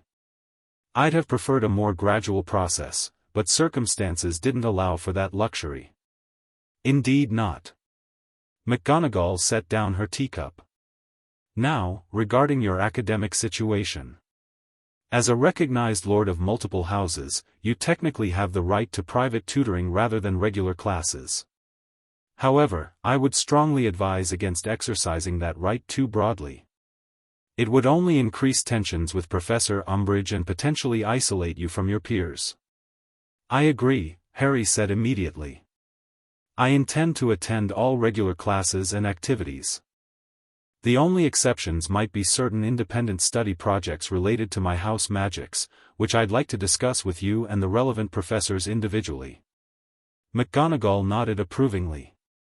A sensible approach. I've taken the liberty of scheduling appointments with Professors Flitwick, Sprout, and Vector on your behalf. Professor Snape. She hesitated. May require a different approach. I imagine so, Harry said dryly. Though his reaction to my changed status should be interesting, at least. Interesting is one word for it, McGonagall replied with the faintest hint of a smile. There is one more matter, Mr. Potter. The headmaster requests a meeting with you tomorrow evening. I expected he might, Harry nodded. Please tell him I'll be there. After McGonagall departed, Harry spent some time arranging his belongings and setting up the secure communication mirror that connected to Potter Manor. Sirius answered immediately, his face appearing in the reflective surface. All settled in, pup? So far, so good, Harry confirmed, updating his godfather on the day's events. Umbridge is exactly as we predicted, Ministry oversight in pink packaging. Nasty piece of work, Sirius growled. Andromeda has crossed paths with her at the Ministry. Says she's ruthlessly ambitious and completely loyal to Fudge. We'll handle her, Harry assured him. How are things at the Manor? Productive. Remus thinks he's found a reference to a possible Horcrux location in the Black Library, something about a cave near the sea where Tom Riddle once took 2 children from his orphanage. They discuss strategy for several more minutes before saying goodnight. Afterward, Harry stood by the window, looking out over the darkened grounds of Hogwarts. Somewhere beyond those protective boundaries, Voldemort was gathering strength, building his forces in secret while the Ministry remained willfully blind. But Harry was no longer the isolated, reactive boy he had been. Now he had resources, allies, and a plan, a shadow war of his own, fought with information, influence, and carefully cultivated power. The wizarding world was changing, and Harry Potter Black intended to be the catalyst. The first week of classes established the tone for what promised to be a complex and challenging year. As Harry had expected, Professor Umbridge's defense against the dark arts class proved to be nothing more than Ministry propaganda disguised as education, all theory, no practical application, and a blatant denial of any need to prepare for dark threats. Wands away had become her infuriating mantra, alongside patronizing explanations about Ministry-approved theoretical learning. Harry had maintained a deliberately neutral demeanor in her classroom, neither challenging her directly nor showing submission to her authority. This calibrated approach, which Andromeda had coached him on extensively, seemed to frustrate Umbridge more than outright defiance would have. She clearly wanted a confrontation she could use against him, but Harry refused to provide one. Outside Dada class, Harry's other courses proceeded more positively. Professor Flitwick had been particularly enthusiastic about Harry's interest in advanced charm work related to the Ravenclaw family magic, offering private tutorials on Sunday afternoons. Professor Sprout had similarly welcomed Harry's questions about herbological techniques preserved in the Hufflepuff grimoire, to which he had limited access through his Flammel connection. Professor Snape remained a complex case. Their first potions class of the year had featured a fascinating power dynamic, with Snape clearly uncertain how to treat Harry given his new status. The usual insults and point deductions were notably absent, replaced by a cold, professional distance that Harry found far preferable to the previous antagonism. By Friday evening, Harry was ready for his scheduled meeting with Dumbledore. He approached the headmaster's office with measured confidence, no longer the intimidated student but a young lord prepared for peer-to-peer discussion. Acid pops, he told the gargoyle, which leapt aside to reveal the spiral staircase. Dumbledore was waiting behind his desk, his expression thoughtful as Harry entered. "Good evening, Harry. Thank you for coming." "Headmaster," Harry replied with a respectful nod, taking the offered seat. "I trust the start of term has been manageable, despite the ministry's interference?" Dumbledore's eyes twinkled briefly. "Directly to the point, I see." "Yes, manageable is an apt description, though Professor Umbridge is quite determined to establish her authority. Particularly over me," Harry observed. "Indeed. Minister Fudge remains convinced that you and I are plotting against him. Your sudden elevation to lordship of 7 houses has only intensified his paranoia." "Not entirely without reason," Harry pointed out. "While we're not plotting to overthrow him, we are directly contradicting his preferred narrative about Voldemort's return." "True," Dumbledore acknowledged. "Which brings me to the purpose of this meeting. Your actions since claiming your inheritances have been most impressive, Harry. The political alliances you've formed, the resources you've marshaled, all while maintaining appropriate discretion." "Thank you," Harry said, slightly surprised by the genuine approval in Dumbledore's tone. "I've had good advisors." "Indeed you have. Augusta Longbottom and Andromeda Tonks, in particular, are formidable allies." Dumbledore steepled his fingers. "I've observed your approach this week with Professor Umbridge. Restrained, strategic, not rising to her provocations. A mature approach that serves your long-term goals better than emotional reactions would." "I learned that lesson rather pointedly this summer," Harry replied, holding Dumbledore's gaze. "About the value of strategy over impulse." Dumbledore inclined his head, accepting the subtle reference to his own previous manipulations. "Well learned. Now, I believe we have an opportunity for genuine cooperation, Harry. Our goals align, even if our methods have sometimes differed." "Defeating Voldemort," Harry stated. "Precisely. To that end, I would like to propose a regular series of meetings this year, private lessons, of a sort. There is information about Tom Riddle's past that may prove crucial to understanding his weaknesses and locating his Horcruxes." Harry leaned forward, intrigued. "What kind of information?" "Memories, my own and others, showing Riddle's development from a child to the Dark Lord. Patterns of behavior, fixations, significant locations and objects. I've been collecting these memories for years, anticipating the day they would be needed." "That would be extremely valuable," Harry agreed. "Especially combined with what we've discovered through the family libraries." "You've made progress, then?" "Some," Harry confirmed, deciding that transparency would serve better than secrecy in this instance. The Longbottom grimoire contained information about soul magic that helps explain the instability of multiple Horcruxes. The Black Library referenced a seaside cave where Riddle may have hidden something significant. And through the Slytherin connection, I've learned about certain artifacts that held special significance to Salazar, items Riddle might have coveted for his Horcruxes."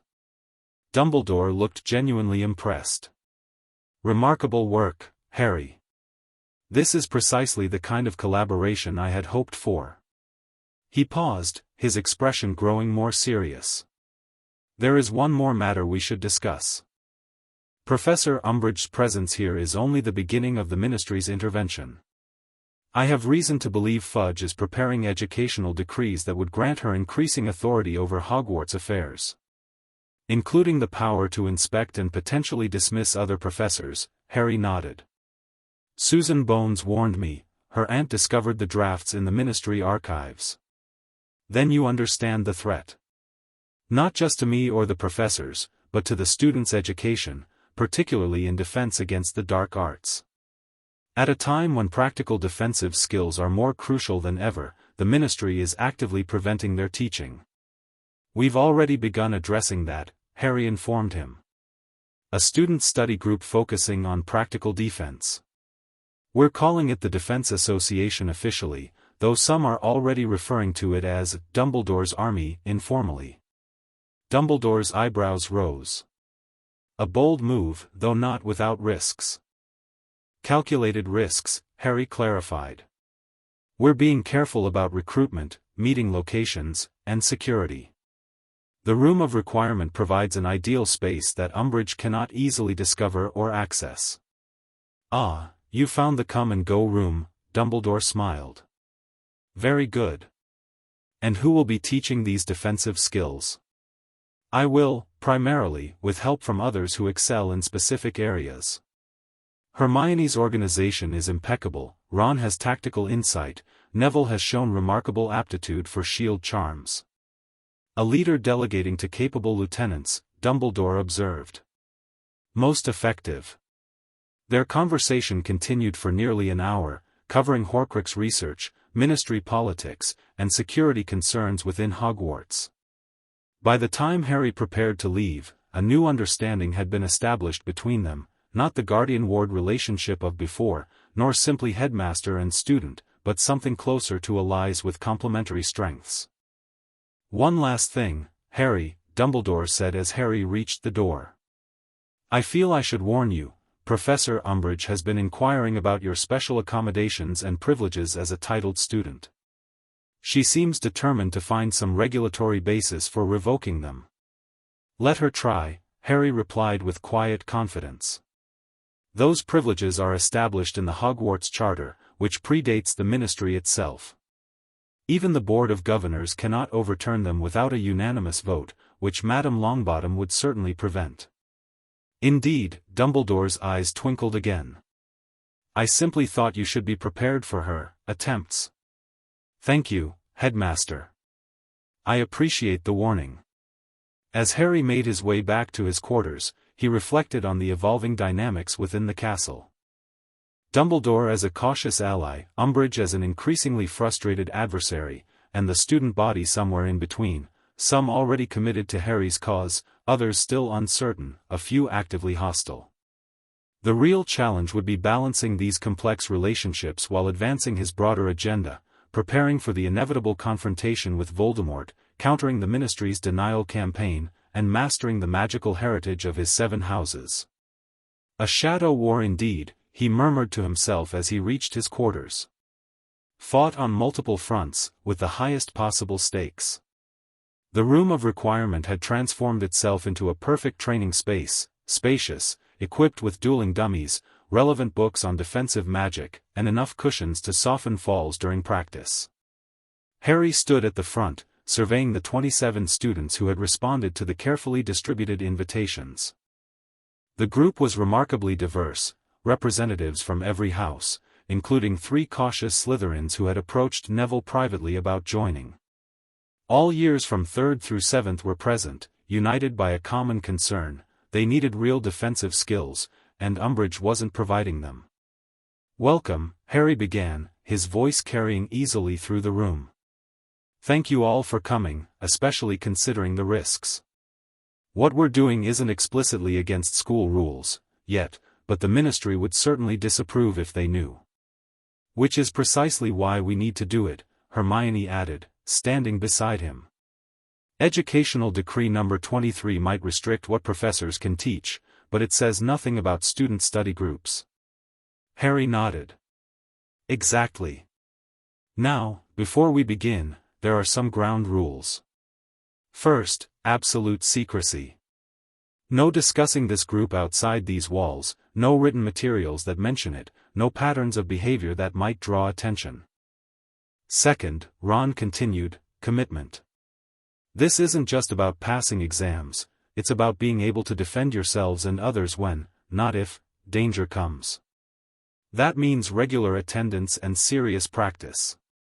And third, Neville concluded, his voice steady and confident in a way that still surprised those who knew him from previous years, trust. Everyone in this room has been vouched for by someone we trust implicitly. That chain of trust is our security. Don't break it. Harry stepped forward again. We'll start with the basics today: disarming, stunning, simple shields. Some of you already know these spells, but can you cast them under pressure? When your life depends on it? That's what we'll be practicing. The session progressed remarkably well. Harry moved through the room, correcting stances, adjusting wand movements, offering encouragement where needed.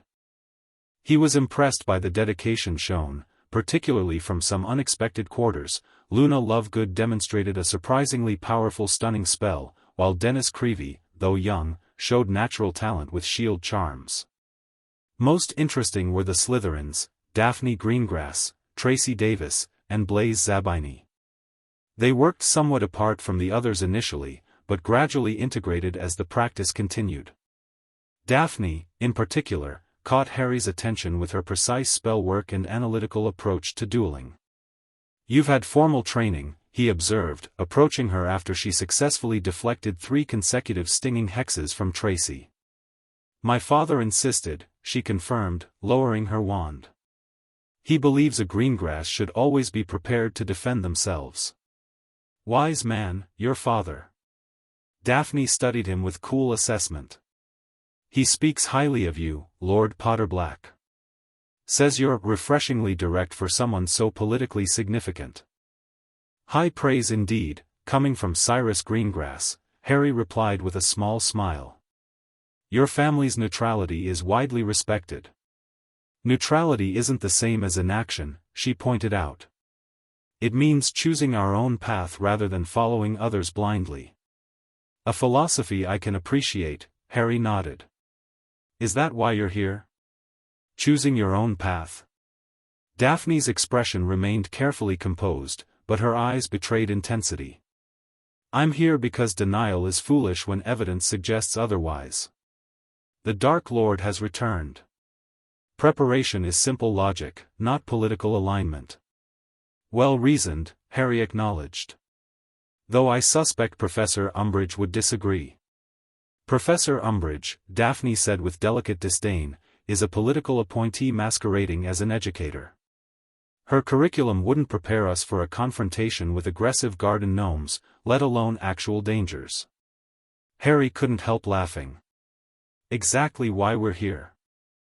Your disarming charm is nearly perfect, by the way, but try rotating your wrist a quarter turn more at the finish, it increases accuracy at longer ranges."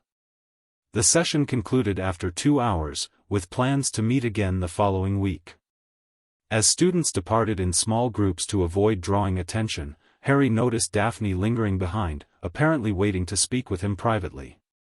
"Was there something else, Miss Greengrass?" he asked when they were alone except for Ron, Hermione, and Neville. "A message from my father," she replied, glancing at the others briefly before focusing on Harry. "He requests a formal meeting at your earliest convenience. There have been developments in certain business circles that he believes would interest you." Harry exchanged glances with Hermione, who gave a slight nod. "I'd be happy to meet with him. Perhaps this Hogsmeade weekend?" "He'll make himself available," Daphne confirmed. "The private room at the Three Broomsticks can be secured with appropriate privacy charms." "Please tell him I look forward to it," Harry said. "And thank you for passing along the message." After Daphne departed, Ron let out a low whistle. "Greengrass reaching out directly, that's significant. Her father controls half the import-export business in Wizarding Britain. And has connections throughout Europe," Hermione added. "If he's detected developments, it likely means Voldemort's influence is spreading in business circles. Or that new alliances are forming against Voldemort," Neville suggested. "The neutrals may be choosing sides after all." Harry nodded thoughtfully. "Either way, it's information we need. The Shadow War is accelerating on all fronts." The following days brought increasing evidence of that acceleration. Educational Decree No. 24 was posted overnight, banning all student organizations, clubs, teams, and groups without express approval from the High Inquisitor, Umbridge's newly created position. The timing suggested she had somehow learned about their defense group, though Harry was confident their security measures had prevented any specific information from leaking. The Quidditch teams were thrown into disarray, forced to apply for permission to reform. Gryffindor's approval was suspiciously delayed, while Slytherin's was granted immediately, a transparent attempt to disadvantage Harry's house. More concerning were the increasingly restrictive inspections of student mail. Owls were being intercepted and searched, making secure communication with the council at Potter Manor more challenging. Harry had taken to using the enchanted mirrors exclusively for important updates, supplemented by coded messages in seemingly innocent letters carried by Hedwig. The most dramatic development, however, came during Umbridge's inspection of Professor McGonagall's Transfiguration class. Harry watched with carefully concealed satisfaction as McGonagall systematically dismantled Umbridge's attempts to assert authority, her Scottish accent becoming more pronounced with each exchange. "I wonder," said Professor McGonagall in Arctic tones, "how you expect to gain an idea of my usual teaching methods if you continue to interrupt me? You see, I do not generally permit people to talk when I am talking." Umbridge looked as though she had been slapped in the face. She did not speak, but straightened the parchment on her clipboard and began scribbling furiously. McGonagall, supremely unconcerned, turned back to the class.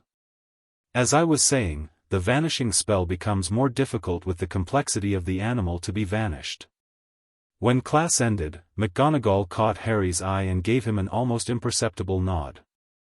The professors were fighting back in their own way, it seemed, another front in the Shadow War. That evening, Harry received an unexpected summons to Professor Snape's office. He arrived promptly, curious about what the potion's master might want. "Enter," came the familiar cold voice after Harry's knock. Snape sat behind his desk, his expression as inscrutable as ever.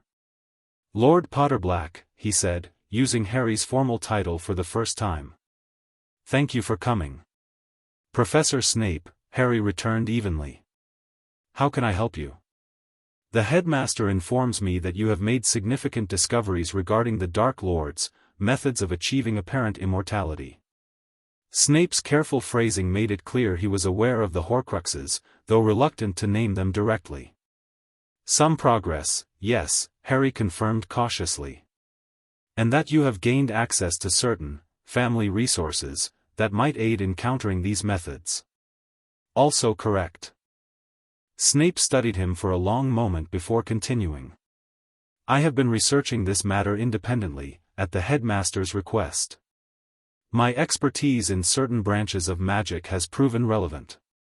He withdrew a slender book bound in dark leather from his desk drawer. "This text contains information about the effects of basilisk venom on magically corrupted objects. Given your encounter in the Chamber of Secrets, it may provide useful context for your research." Harry accepted the book with surprise and genuine gratitude. "Thank you, Professor. This could be extremely valuable." Snape inclined his head slightly. The headmaster suggested collaboration might be more productive than parallel efforts. "While our personal history has been contentious, our objectives in this matter align." "They do," Harry agreed, recognizing the significant olive branch Snape was extending. "I would welcome your expertise, Professor. Few understand the dark arts and their countermeasures as thoroughly as you do." Something almost like satisfaction flickered in Snape's dark eyes. "Indeed. I propose a weekly meeting, ostensibly for advanced potions instruction, which would not be entirely false, as certain brewing techniques may prove relevant to our research." "That would be perfect," Harry said. "And would provide a legitimate explanation for regular meetings, should Professor Umbridge inquire." "Precisely." Snape's lip curled slightly. The High Inquisitor's interference has become tiresome. By the time Harry left Snape's office, they had established a working arrangement that would have seemed impossible just months earlier. The Shadow War had created unlikely alliances, Snape and Harry, Gryffindors and Slytherins in the defense group, professors subtly resisting ministry interference while maintaining outward compliance. The Hogsmeade weekend arrived with anticipation. Harry's meeting with Cyrus Greengrass was scheduled for noon at the Three Broomsticks, with Ron and Neville accompanying him as both security and political support, Ron for his strategic insight, Neville for his connection to Augusta and the traditional families. They arrived early to secure the private room and establish appropriate privacy measures. Cyrus Greengrass appeared precisely at noon, a distinguished wizard in his 50s with Daphne's same ice-blue eyes and composed demeanor. Lord Potterblack, he greeted Harry with formal respect. Thank you for making time in your schedule. The pleasure is mine, Mr. Greengrass, Harry returned. Your reputation precedes you. Introductions completed, they settled into business. Cyrus proved to be direct and analytical, confirming Harry's positive impression from their brief interaction over the summer. The situation has evolved significantly in recent weeks, Cyrus explained without preamble. Financial patterns indicate substantial resources being redirected through shell companies associated with certain pure-blood families, the Malfoys, Knots, and Crabs in particular. Death Eater families, Ron observed. Indeed, Mr. Weasley. More concerning is the pattern of these investments: foreign mercenaries, properties with strategic locations, businesses that could provide cover for less legitimate activities. War preparations, Harry concluded. Precisely, Cyrus confirmed. The Dark Lord is mobilizing financial resources for a campaign beyond the shadows. I estimate 3 to 6 months before open conflict begins. The implications were sobering. Despite the Ministry's denial, Voldemort was methodically building toward a public emergence. Once that happened, the wizarding world would be plunged into open warfare with minimal preparation. There's more, Cyrus continued. My continental contacts report unusual activity around Nurmengard. Grindelwald's prison, Neville stated, surprising Ron with his knowledge. Yes, Mr. Longbottom. Security has been quietly increased, suggesting concerns about a potential breakout attempt. Voldemort seeking an alliance with Grindelwald? Harry frowned. That seems unlikely given their differing ideologies. Not an alliance, Cyrus clarified.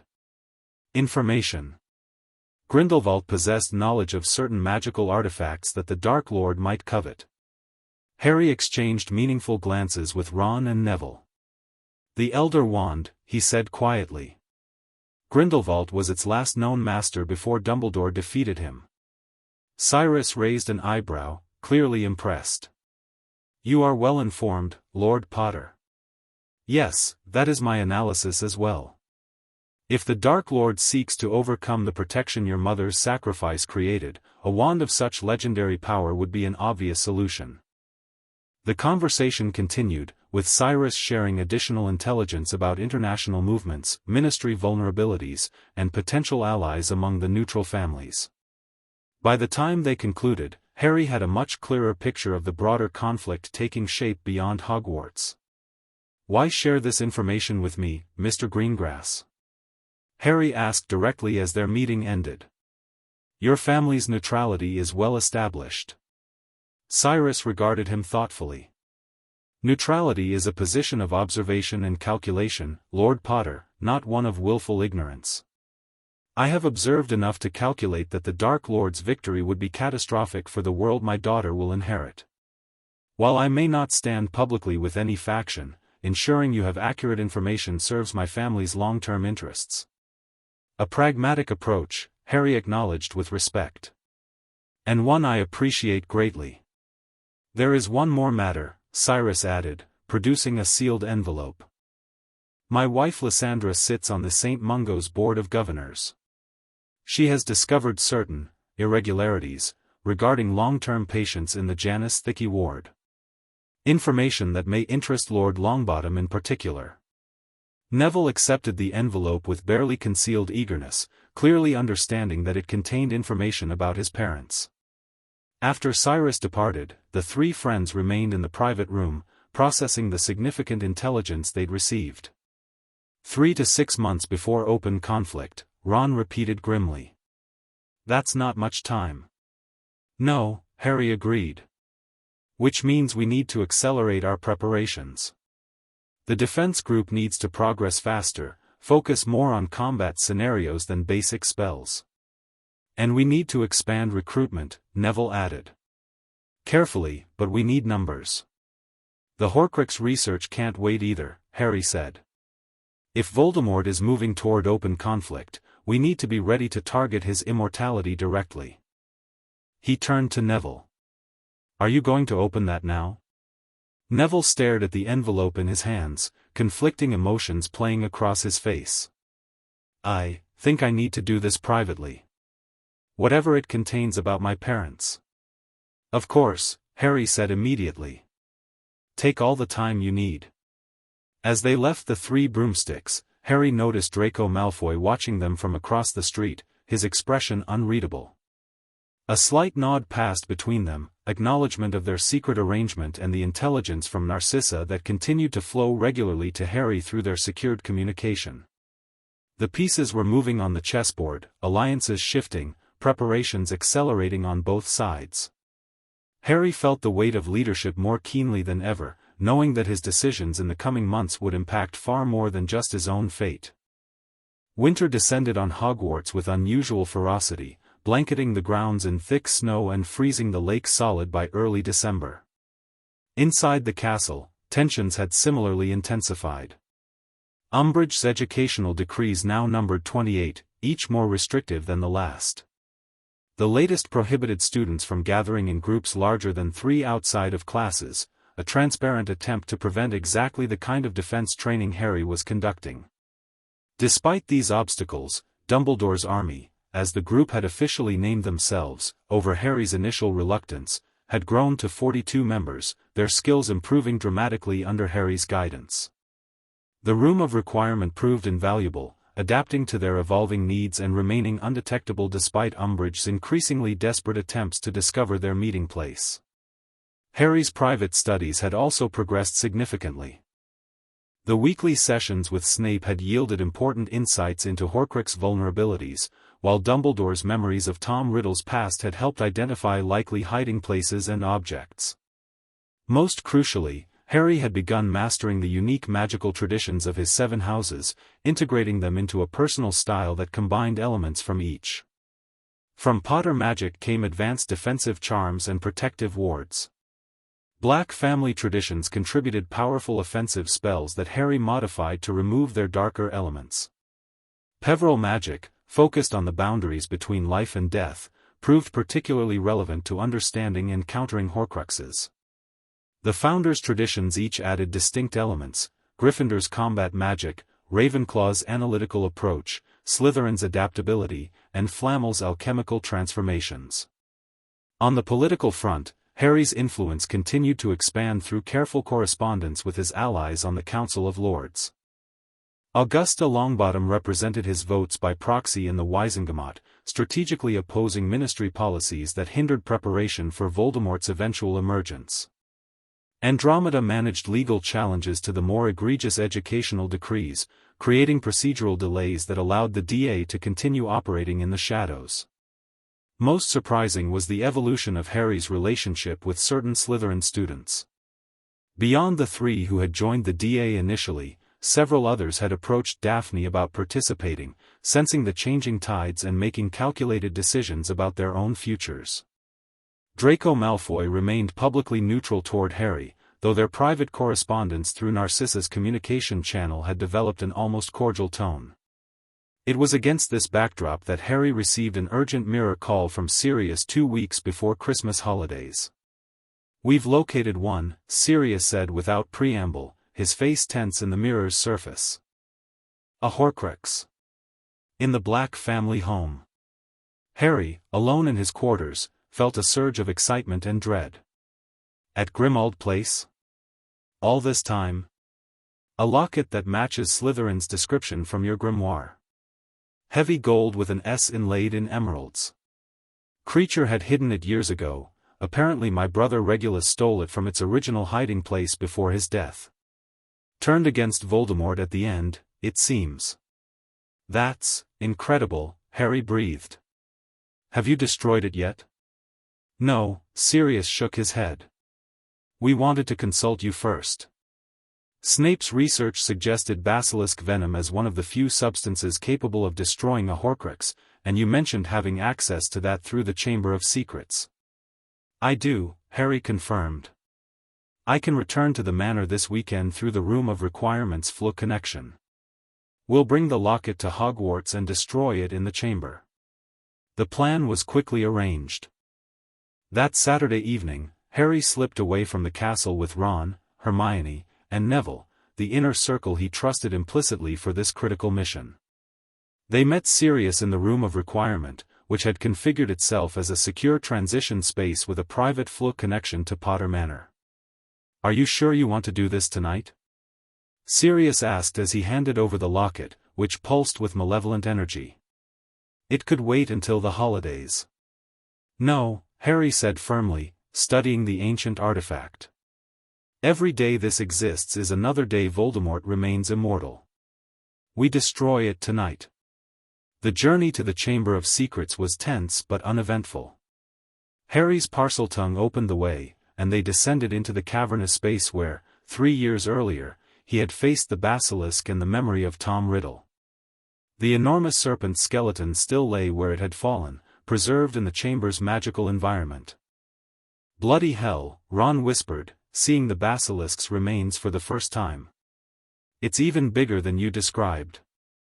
"And its venom should still be potent," Hermione added, approaching the massive skull cautiously. "Basilisk venom retains its magical properties for centuries after death." Harry placed the locket on a flat stone in the center of the chamber. "According to the Slytherin grimoire, it will need to be opened before it can be destroyed. Parseltongue should do it." He looked at his friends solemnly. "Be prepared for anything. Horcruxes fight back." After extracting a fang from the basilisk's jaw, Harry positioned himself before the locket. "Open," he commanded in Parseltongue. The locket's clasp sprung apart with a soft click, revealing 2 glass windows behind which a living eye blinked in each, dark and handsome, like those Harry had seen in the memory of the 16-year-old Tom Riddle. Then a voice hissed from the locket, cold and seductive. "I have seen your heart, Harry Potter Black, and it is mine. I have seen your ambition, your desire for power, your secret enjoyment of authority. Don't listen to it, Harry." Sirius called out. "Strike now." But before Harry could move, a smoky form began to rise from the locket, a spectral version of Harry himself, but older, eyes cold, expression cruel. "This is your future," the Horcrux whispered. "Lord Potterblack, Master of Death, ruler of Wizarding Britain. This is the path you've already begun walking.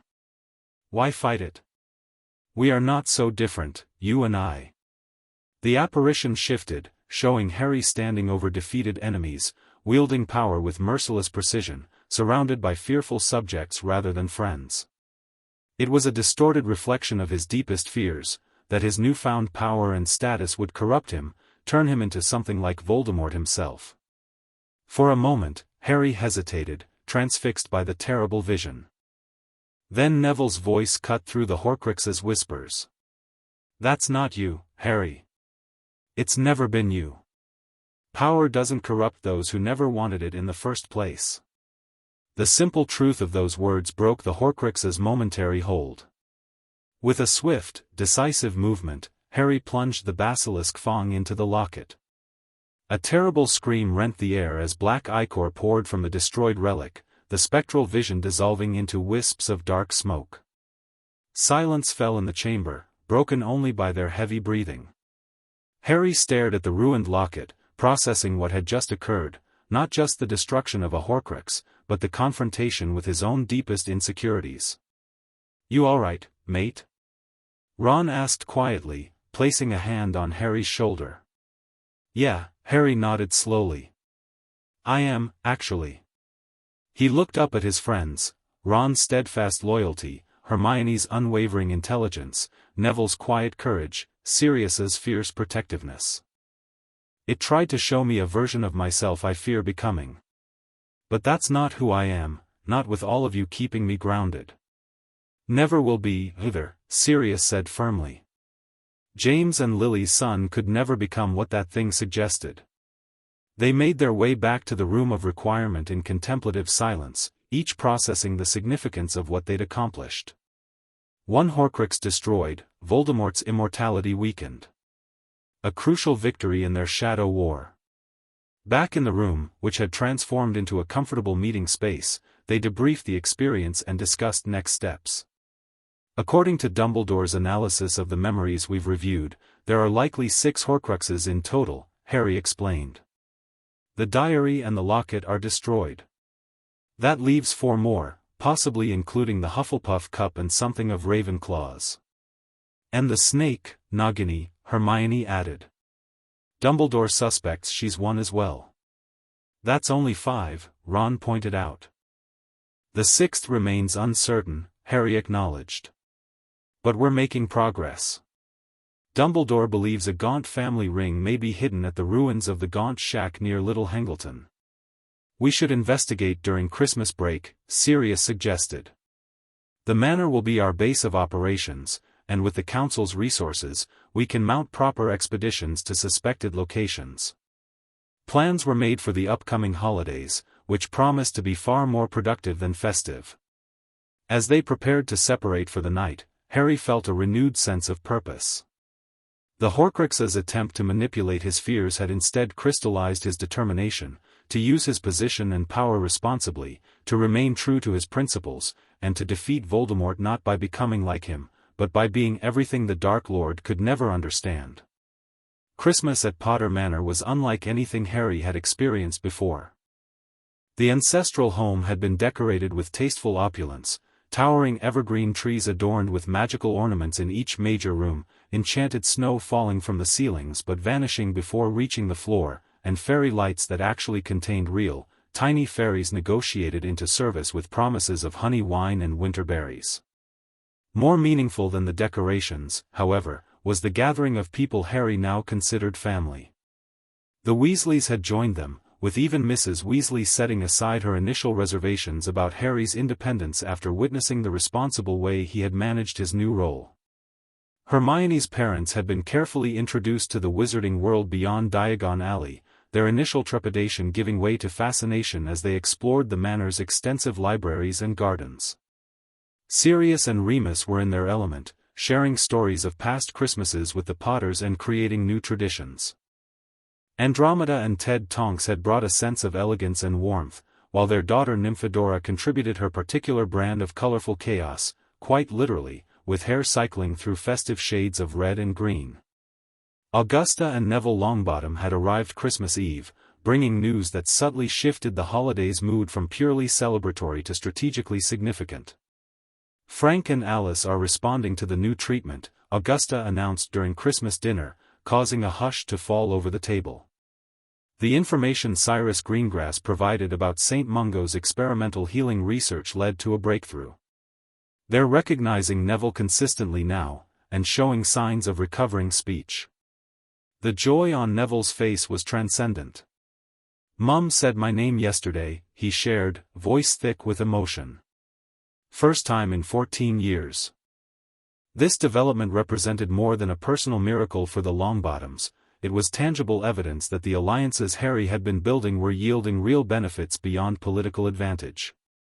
The information from Cyrus, combined with research resources from the Black and Potter libraries, had contributed directly to medical advances that the traditional St. Mungo's approach might never have achieved. After dinner, Harry withdrew to his study with the core members of the Council of Lords for a more serious discussion. The intelligence from their various sources had been compiled into a comprehensive assessment of Voldemort's current position and likely next moves.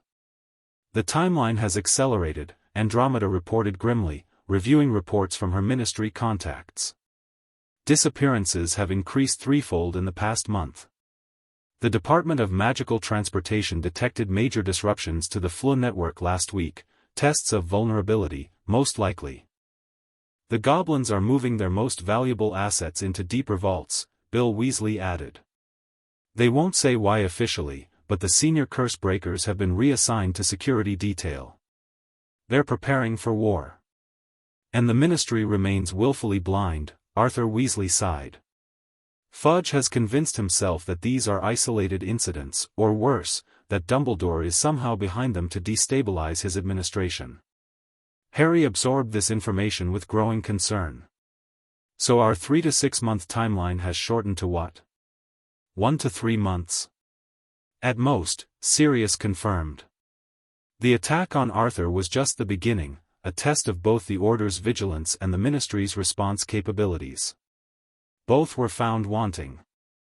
Arthur's attack at the Ministry before Christmas, while guarding the Department of Mysteries on order business, had been officially attributed to a workplace accident, despite the obvious snake bites. Only quick action by Harry, who had witnessed the attack through his unwanted connection to Nagini, had saved Arthur's life. We need to accelerate our own preparations, Harry decided. Horcrux hunting becomes our top priority. No matter how the coming conflict unfolds, Voldemort can't be truly defeated until his immortality is dismantled. The Gaunt Shack expedition is planned for tomorrow, Remus confirmed. Dumbledore will meet us there, he insisted on coming personally, given what we might face. And the Room of Requirement has provided a possible location for Ravenclaw's diadem, Hermione added.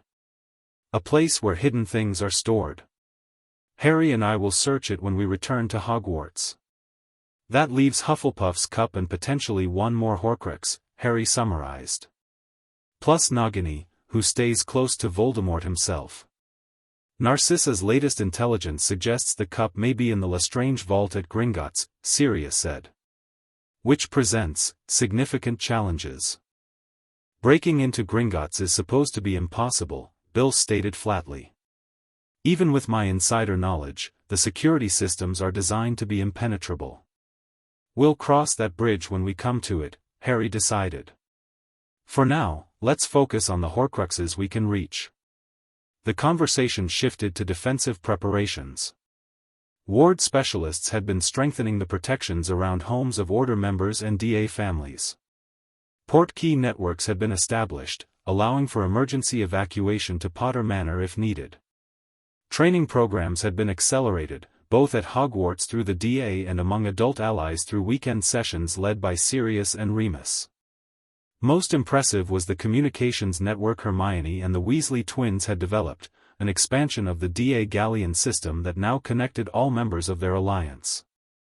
Messages could be instantly transmitted across the network, allowing for coordination of response in case of attack. The Shadow War won't remain in the shadows much longer, Harry concluded as their meeting ended. But when Voldemort steps into the light, he'll find we've been preparing all along. The following day's expedition to the Gaunt Shack proved both successful and nearly catastrophic. The ring Horcrux was located, but carried a lethal curse that Dumbledore nearly triggered before Harry's Slytherin-enhanced sensitivity to dark magic warned him of the danger. With combined expertise, they safely contained the ring for transport back to Hogwarts, where it was destroyed in the Chamber of Secrets using another basilisk fang. 3 down, 3 to go. The Horcrux hunt was progressing faster than expected, though each destruction seemed to coincide with increasing aggression from Voldemort in the outside world. Whether this was coincidence or some subconscious awareness of his soul pieces being destroyed remained unclear. As the Christmas holidays drew to a close, Harry found himself standing on the Manor's snow-covered balcony late one night, gazing at the star-filled sky. The winter air was crisp and clear, his breath forming clouds of vapor that dispersed into the darkness. Couldn't sleep, came Sirius's voice as his godfather joined him at the railing. Just thinking, Harry replied. About everything that's changed since last year. About what's coming. Sirius nodded, understanding without needing elaboration. You know, I keep thinking about what James and Lily would make of all this. Their son, a lord of 7 houses, leading an alliance against Voldemort while still in school. He chuckled softly. James would be strutting around like a peacock, of course. But proud, so incredibly proud of who you've become. And my mum?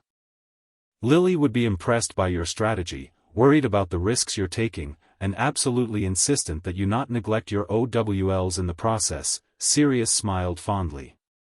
She always had a knack for keeping perspective, even during the First War. We're fighting for a normal life, she used to say. So we'd better remember what that looks like. Harry absorbed this with a pang of longing for the parents he barely remembered. I'm trying to balance it all. The lordship duties, the Horcrux hunt, school, friends, sometimes it feels like too much. That's because it would be too much for most people, Sirius said frankly. But you've got something special, Harry. Not just your magical power or your titles, but something in your character. You don't crack under pressure, you focus. You don't let power corrupt you, you channel it toward protecting others.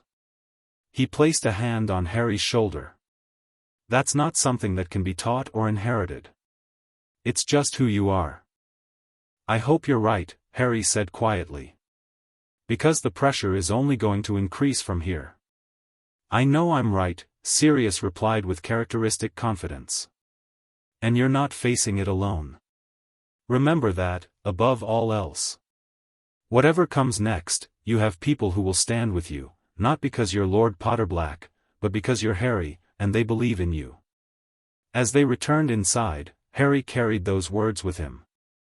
The titles, the political alliances, the family magic, all were tools and advantages he would use without hesitation in the coming conflict. But his true strength, he realized, lay in the connections he had built, friendships forged through shared purpose, loyalties earned through mutual respect, trust developed through honest dealings.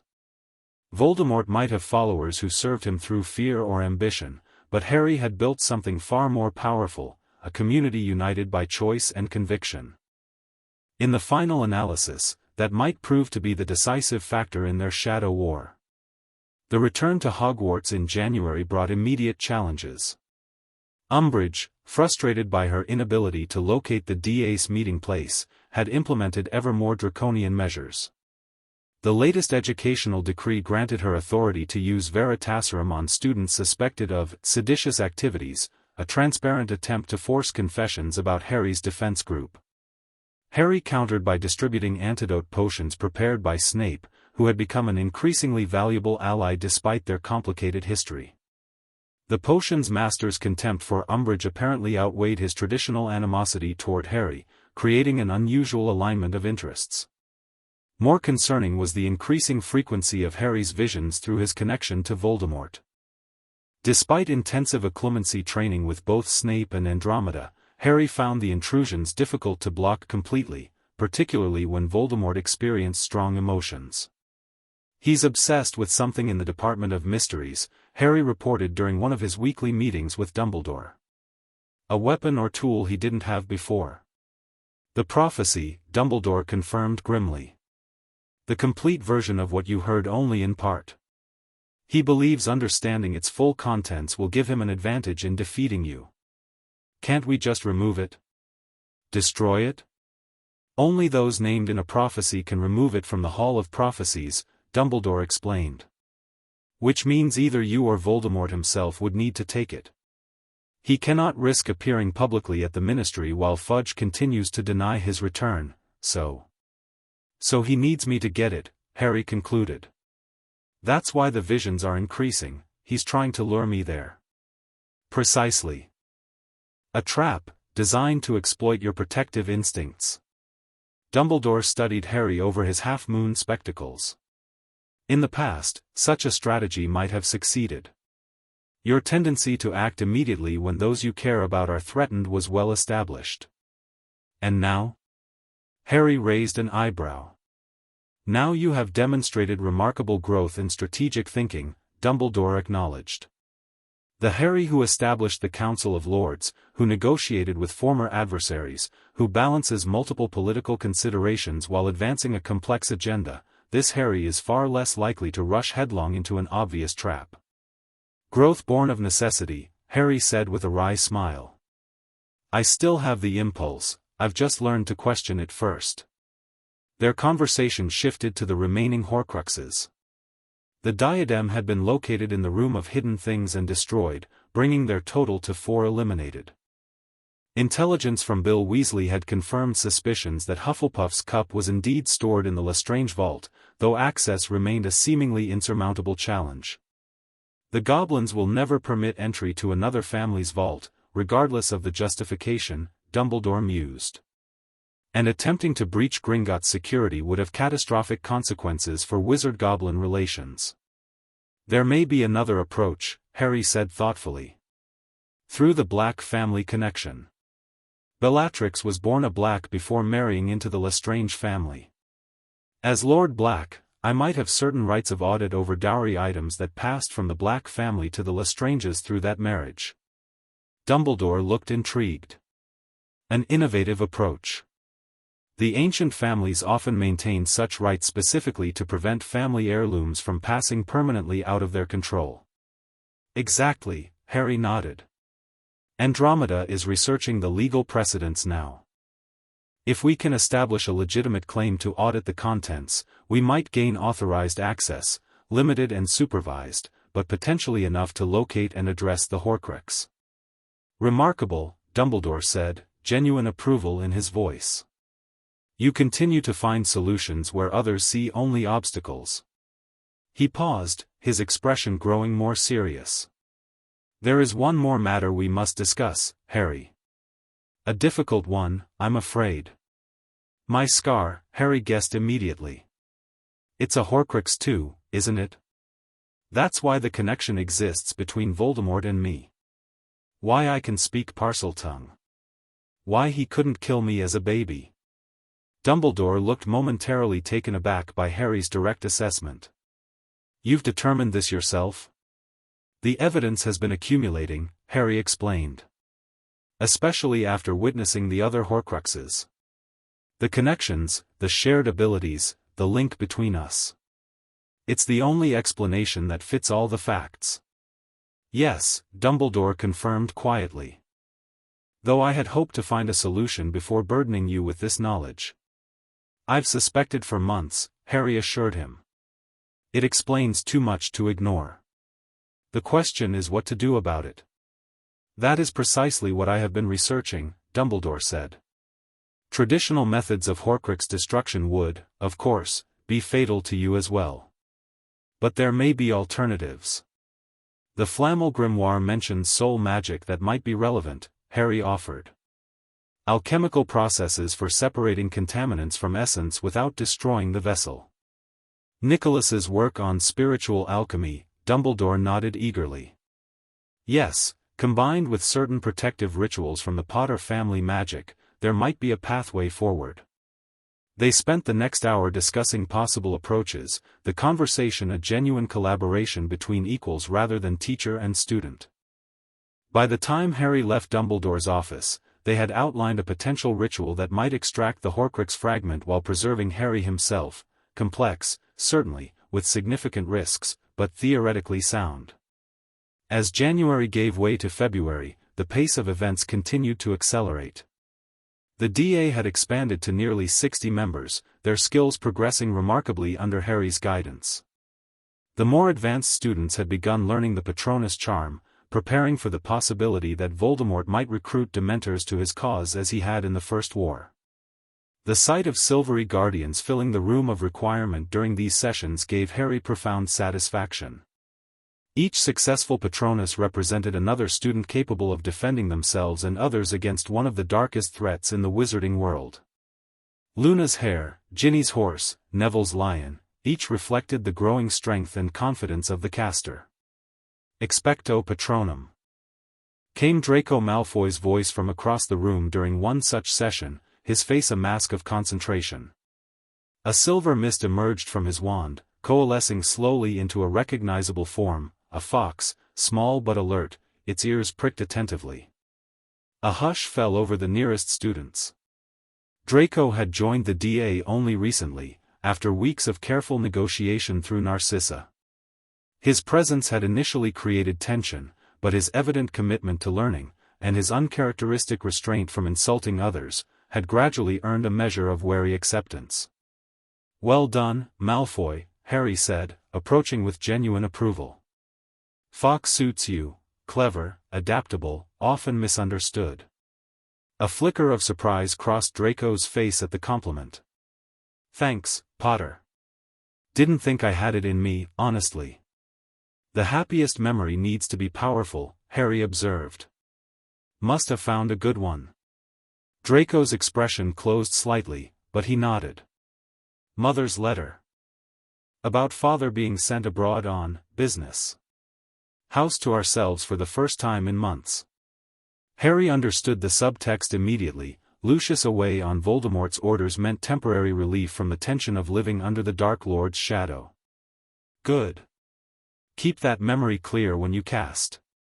Their interaction was interrupted by the room's warning system activating, a soft bell tone indicating someone was approaching the corridor outside with hostile intent.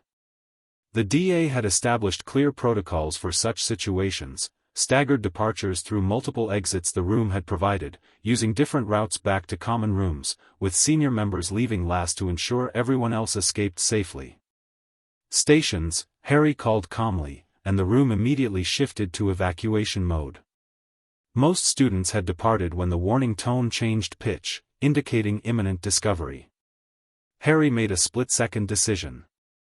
Remaining team, go now, he ordered the handful of DA leaders who had stayed behind. I'll take responsibility if we're caught. Not alone, you won't, Hermione said firmly, positioning herself beside him. Ron and Neville moved to flank them, wands ready but not raised.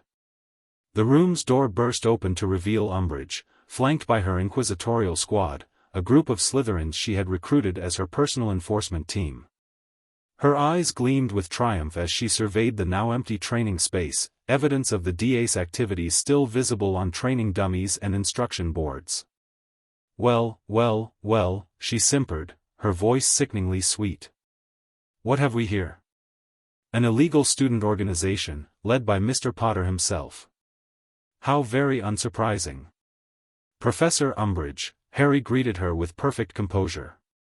You seem to have interrupted our study group. Educational Decree 24 prohibits unauthorized student organizations, but I believe you'll find we have authorization. What nonsense is this? Umbridge snapped, her facade of sweetness slipping. No such authorization exists. On the contrary, Harry replied, producing a parchment from his robes. As Lord of the Gryffindor and Ravenclaw houses, I am entitled by the Hogwarts Charter to establish educational initiatives under the Founder's authority. This study group operates under that provision, which predates and supersedes ministry educational decrees. Umbridge snatched the document, her eyes bulging as she read the formal language establishing the Defense Association as a Founder-authorized educational supplement. The document bore the magical seals of both Gryffindor and Ravenclaw, along with Dumbledore's countersignature as headmaster. This is outrageous, she spluttered. The minister will hear of this immediately. I'm sure he will, Harry agreed calmly. Though he may wish to consult the Wisengamot's legal office before taking action. The Founder's provisions in the Hogwarts Charter are among the oldest magical laws in Britain. Challenging them would raise complex constitutional questions. The strategic brilliance of Harry's move became clear to everyone present. He had found a legitimate loophole in Umbridge's authority, one that pitted ancient magical law against recent ministry decrees. Challenging him would require Fudge to navigate legal territory that could potentially undermine the ministry's authority over Hogwarts entirely. Umbridge's face contorted with fury as she realized the trap she had walked into. This changes nothing, Potter, she hissed, dropping all pretense of sweetness. You and your little friends are still walking a very dangerous line. One step over it, and not even your precious lordship will save you. Thank you for your concern, Professor, Harry replied politely. Now, if you'll excuse us, we have OWLs to prepare for. Unless you're officially detaining us. Unable to find legal grounds for punishment, Umbridge was forced to let them go. The encounter represented a significant victory in the ongoing battle for Hogwarts. Harry had not only protected the DA from dissolution but established a legal framework for its continued operation. Word spread quickly throughout the school. By breakfast the next morning, the entire student body was buzzing with the news of how Lord Potterblack had outmaneuvered the High Inquisitor using centuries-old founder privileges. The story grew with each retelling, but the core truth remained. Harry had found a way to resist the ministry's interference through legitimate, legal means rather than mere defiance. This victory, however, was tempered by increasingly concerning news from outside Hogwarts. The Daily Prophet, while still avoiding direct acknowledgement of Voldemort's return, had begun reporting a sharp increase in magical incidents across Britain. Disappearances of prominent wizards, unexplained explosions in Muggle areas, sightings of dark marks, all presented as isolated events rather than connected symptoms of a resurging threat. Harry's network of informants provided a clearer picture. Voldemort was systematically eliminating potential opposition and positioning his forces for a major operation. The target remained unclear, though all signs pointed toward the Ministry itself as the likely focus. March brought a breakthrough in their Horcrux quest. Andromeda's legal research had uncovered a precedent for Black family audit rights over dowry items, providing a potential path to access the Lestrange Vault.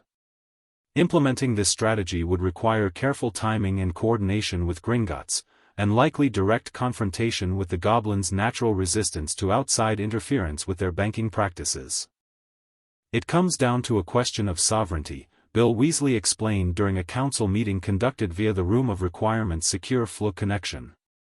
The Goblins consider their banking laws separate from and superior to wizard legal systems. But they also value gold and clear legal claims, Andromeda countered.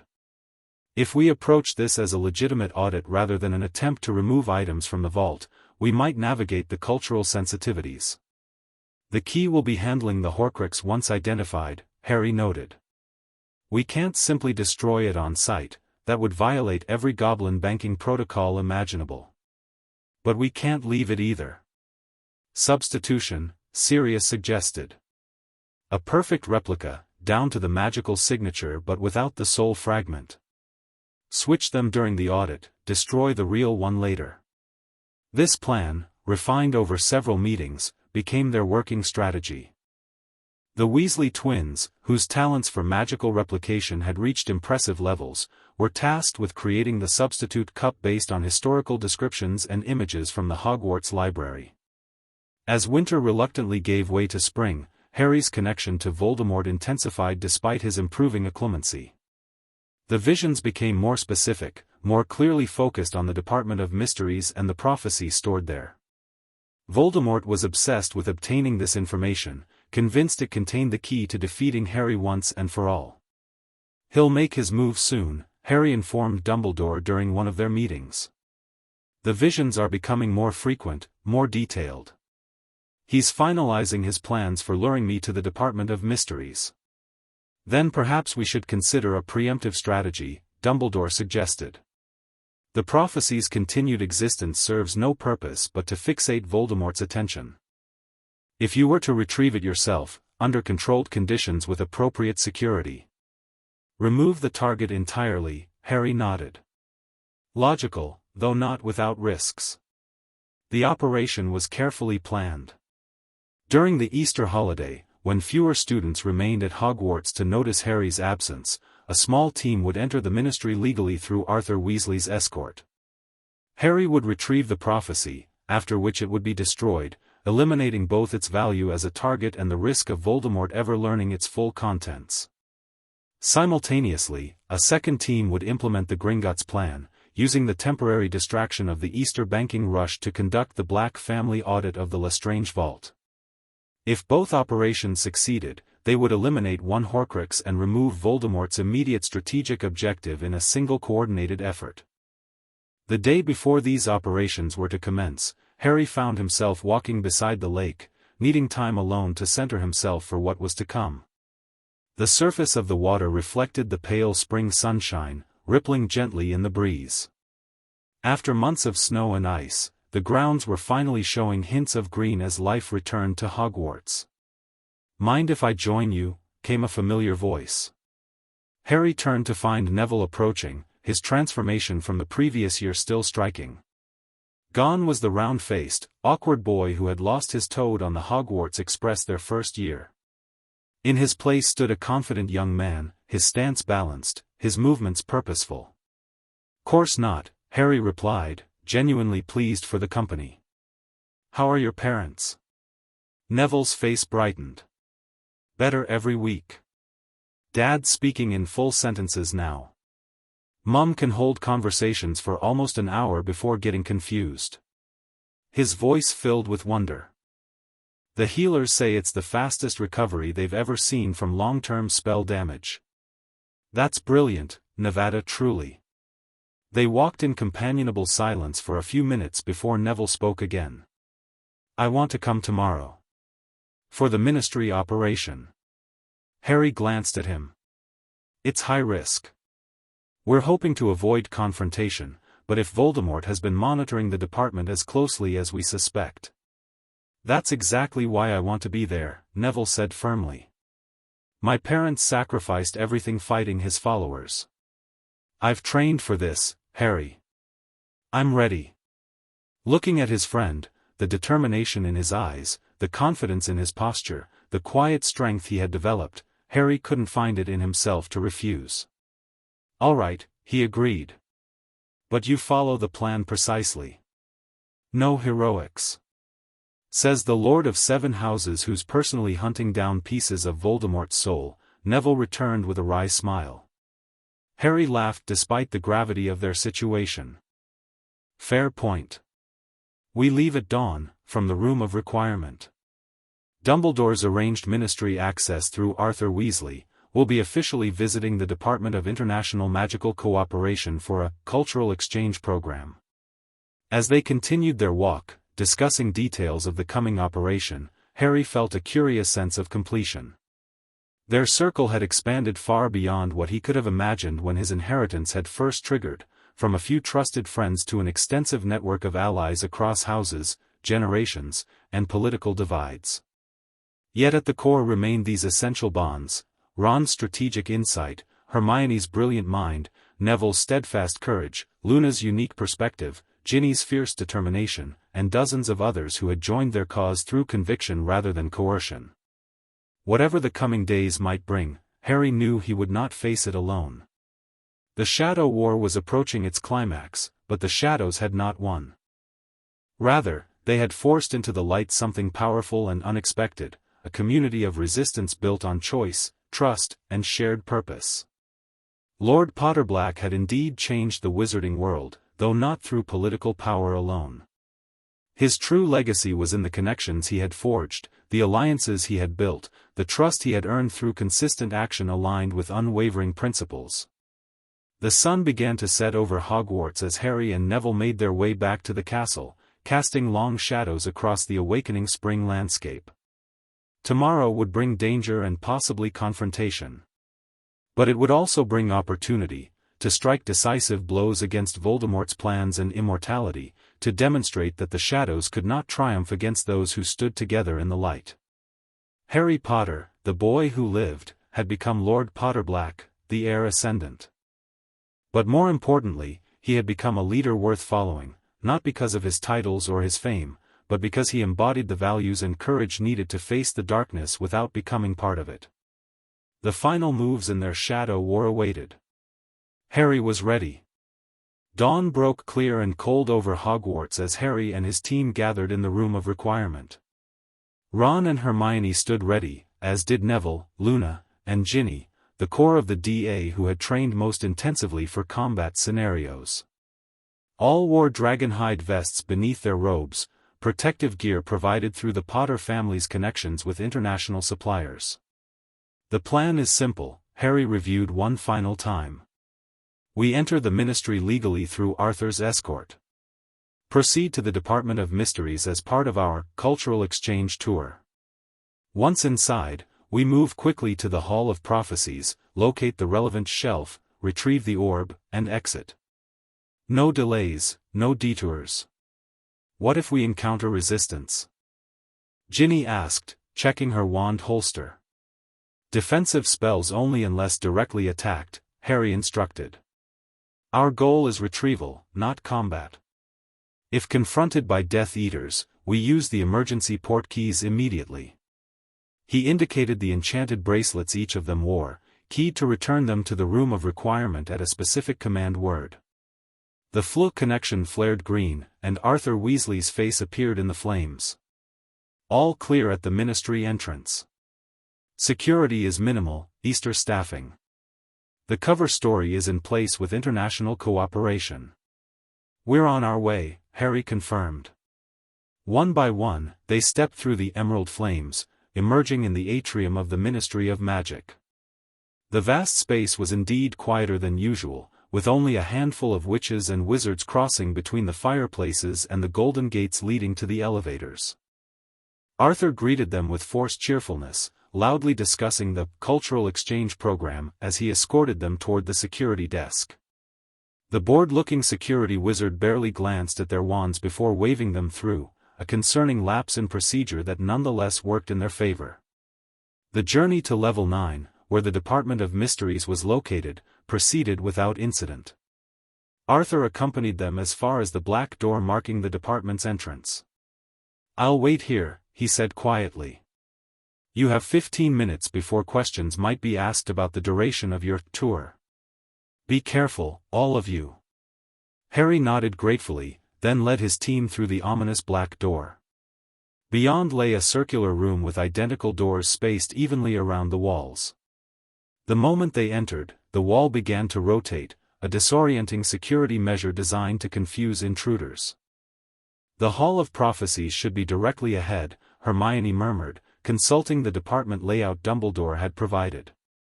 Or what was directly ahead before the rotation? "Point me Hall of Prophecies," Harry whispered, holding his wand flat on his palm. The wand spun briefly before pointing to a door slightly to their left. Moving with purposeful efficiency, they passed through the indicated door into a vast, cathedral-like space filled with towering shelves. Each shelf held dozens of small, dusty orbs, prophecies recorded and stored over centuries. "Row 97, Harry directed, following the numbered aisles. "It should be about halfway down." The silence of the hall was profound, broken only by their footsteps and the occasional whisper of their robes. Every sense alert, Harry led the way through the dimly lit maze of shelves until they reached row 97. There, Hermione pointed, her voice barely audible. "SPT to APWBD, Dark Lord and Harry Potter." The prophecy orb sat innocuously on the shelf, looking no different from hundreds of others surrounding it, a small glass sphere containing swirling white mist. Harry reached for it cautiously, half expecting some magical defense to activate. When none came, he lifted the orb carefully from its stand. "That was almost too easy," Ron muttered, expressing the unease they all felt. "Let's not question good fortune," Harry replied, securing the prophecy in a padded pouch. "Back to the entrance, quickly." They had nearly reached the door when it happened, a slight shift in the air, a whisper of movement from the shadows. Harry's instincts, honed through months of intensive training, screamed a warning. "Down," he commanded sharply, dropping into a defensive crouch just as a jet of red light sliced through the space where his head had been. "Well, well," came a coldly amused voice as a black-robed figure stepped from behind a nearby shelf. "How convenient that you've saved us the trouble of luring you here, Potter." More figures emerged from hiding places among the shelves, at least 10 Death Eaters, their silver masks gleaming in the dim light. At their center stood Lucius Malfoy, his long blonde hair visible beneath his hood. "I'll take the prophecy now," Lucius said smoothly, extending his hand. "Hand it over, and perhaps we'll let your little friends leave unharmed." Harry assessed the situation with rapid clarity. They were surrounded, outnumbered, and facing experienced dark wizards. Direct confrontation would be disastrous, yet surrender was not an option. They needed to create space, to reach the exit where Arthur waited. "Interesting offer," Harry replied, playing for time as he subtly signaled his team to prepare for coordinated action. "But I think I'll decline. Protego Maxima." The enhanced shield charm, one of the Potter family specialties he had mastered, erupted outward with explosive force, knocking the nearest Death Eaters backward and creating momentary confusion. In that instant, Harry's team sprang into action with perfect coordination born of months of training together. Fumos Duo. Hermione cast, filling the area with dense, opaque smoke. Bombarda, came Neville's voice, followed by the crash of shelving collapsing. Ventus. Luna added, her wind charm directing the smoke toward their attackers. Under cover of this chaos, Harry led his team in a strategic withdrawal toward the exit. They moved as a unit, shields overlapping, covering each other's blind spots as they'd practiced countless times in the room of requirement. The Death Eaters recovered quickly, however, sending curses slicing through the smoke. A cutting hex caught Ginny's arm, drawing a thin line of blood but not slowing her down. Luna deflected a bone-breaking curse aimed at Neville, while Ron and Hermione maintained a constant barrage of stunning spells to keep their attackers at bay. "The door!" Harry called as they reached the exit. "Through, now!" They burst back into the circular room, which immediately began its disorienting spin. Before they could select another exit, the door they had come through exploded inward as Death Eaters pursued them. "Confringo!" Ginny shouted, her blasting curse catching one Death Eater square in the chest and sending him flying backward into two others. "Incarcerus!" Ron followed up, binding another with conjured ropes. The skirmish intensified as more Death Eaters poured through the destroyed doorway. Harry knew they needed to reach the exit to the Ministry proper, where Arthur waited and where Ministry security, however lax, might still provide some assistance. Emergency port keys, he decided, recognizing that the situation was deteriorating rapidly. "On my mark." Before he could give the command, a new voice cut through the chaos, high, cold, and terrifyingly familiar. "I think not, Harry Potter." Voldemort himself glided into the chamber, his serpentine features twisted in a mockery of a smile, red eyes gleaming with triumph. Beside him slithered Nagini, massive and deadly. "My lord," Lucius Malfoy said, bowing deeply. "We have them cornered." "So I see," Voldemort replied silkily. "And the prophecy?"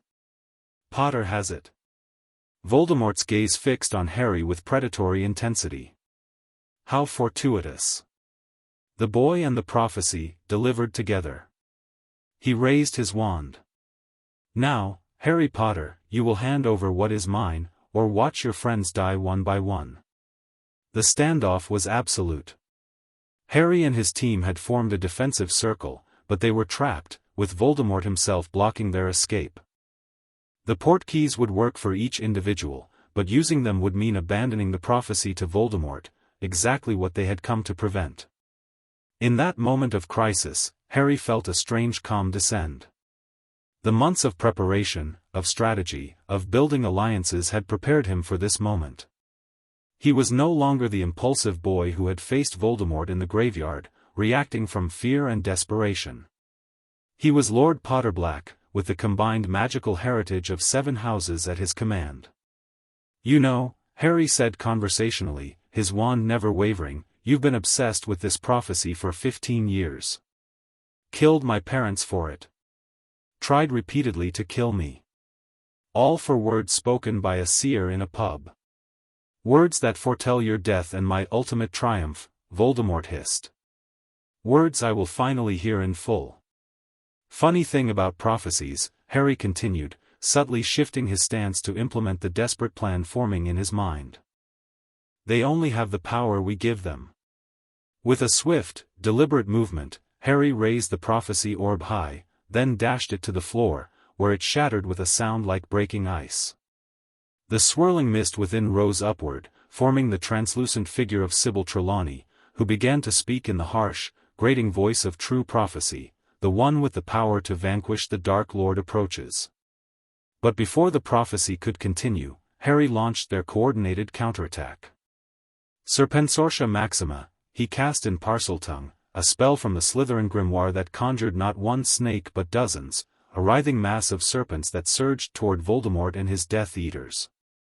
Simultaneously, Neville targeted Nagini with a powerful cutting curse, while Hermione, Ron, Ginny, and Luna cast blinding flashes of light to disorient their attackers.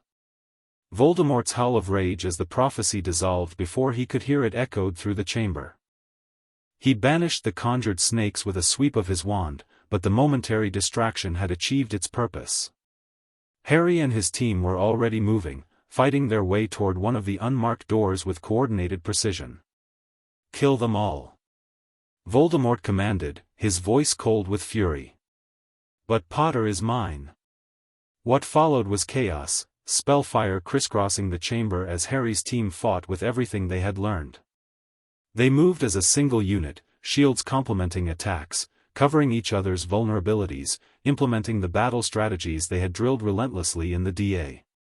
Harry found himself directly engaging Voldemort, drawing on the combined magical traditions of his 7 houses in ways that clearly surprised the Dark Lord. Potter defensive charms melded with black offensive hexes, Peverell magic disrupted Voldemort's more lethal curses, and Gryffindor battle spells created opportunities for his friends to advance toward the exit. "You've changed, Harry Potter," Voldemort observed during a momentary lull, circling warily. "No longer the frightened boy from the graveyard." "Well, you haven't changed at all, Tom," Harry returned, deliberately using Voldemort's birth name. "Still obsessed with the same old prophecy, still chasing immortality through mutilated pieces of your soul."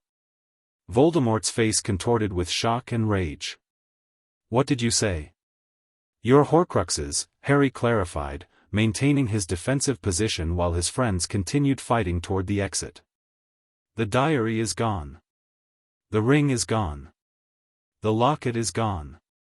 The diadem is gone. And by now, I imagine the cup has been retrieved from the Lestrange vault as well." Each revelation hit Voldemort like a physical blow. His red eyes widened, his skeletal frame trembling with fury and, perhaps for the first time in decades, fear. "Impossible," he snarled, abandoning all pretense of control. "No one knows, no one could possibly. I know everything, Tom," Harry said with deadly calm. "About your mother and father. About the orphanage. About the cave where you tortured those children. About the Gaunt Shack and your Uncle Morphin. I know how you made yourself into Lord Voldemort, piece by broken piece." With a howl of inhuman rage, Voldemort launched a barrage of killing curses. Harry dodged and deflected, drawing on every skill he had developed over months of intensive training. He was fighting for time now, allowing his team to reach safety while keeping Voldemort's attention fixed on him. Through the chaos of battle, Harry glimpsed Neville landing a powerful stunning spell on Bellatrix Lestrange, poetic justice for the boy whose parents had suffered at her hands. Ron and Hermione fought back-to-back against the Lestrange brothers, their complementary styles making them formidable opponents. Luna and Ginny had reached the exit door, holding it against Death Eaters trying to cut off their escape. "Harry!" Hermione called. "Now!" The signal that they had secured an exit route. Harry began his controlled retreat, maintaining his shield against Voldemort's increasingly frenzied attacks. "You can't escape me, Potter!" Voldemort shrieked. "I am Lord Voldemort. I am immortal." "Not anymore," Harry countered, backing toward his friends. "And not Lord Voldemort, just Tom Riddle, with a fragmented soul and borrowed time." At that moment, the chamber doors burst open and Albus Dumbledore strode in, power radiating from him in palpable waves. Behind him came members of the Order of the Phoenix, Sirius, Remus, Tonks, Kingsley, and others, wands raised and ready. "It's over, Tom," Dumbledore declared, his voice carrying absolute authority. "Your secret is exposed, your Horcruxes destroyed. The Ministry has been alerted." Voldemort's face contorted with hatred, but even he recognized the shifting tide. With a final venomous glare at Harry, he turned to Nagini. "Come, my pet. We shall finish this another day." Before anyone could prevent it, Voldemort and Nagini vanished in a swirl of black smoke, a form of flight that bypassed the Ministry's anti-apparition wards. Several Death Eaters attempted to follow, but most were caught in the Order's swift counterattack. In the sudden quiet that followed, Harry found himself surrounded by his friends, all injured to varying degrees but alive and standing. Beyond them, Order members were securing captured Death Eaters, including a stunned Lucius Malfoy. "Harry," Sirius called, rushing to his godson's side. "Are you all right?" "Fine," Harry assured him, though his body ached from magical exertion. "The prophecy?"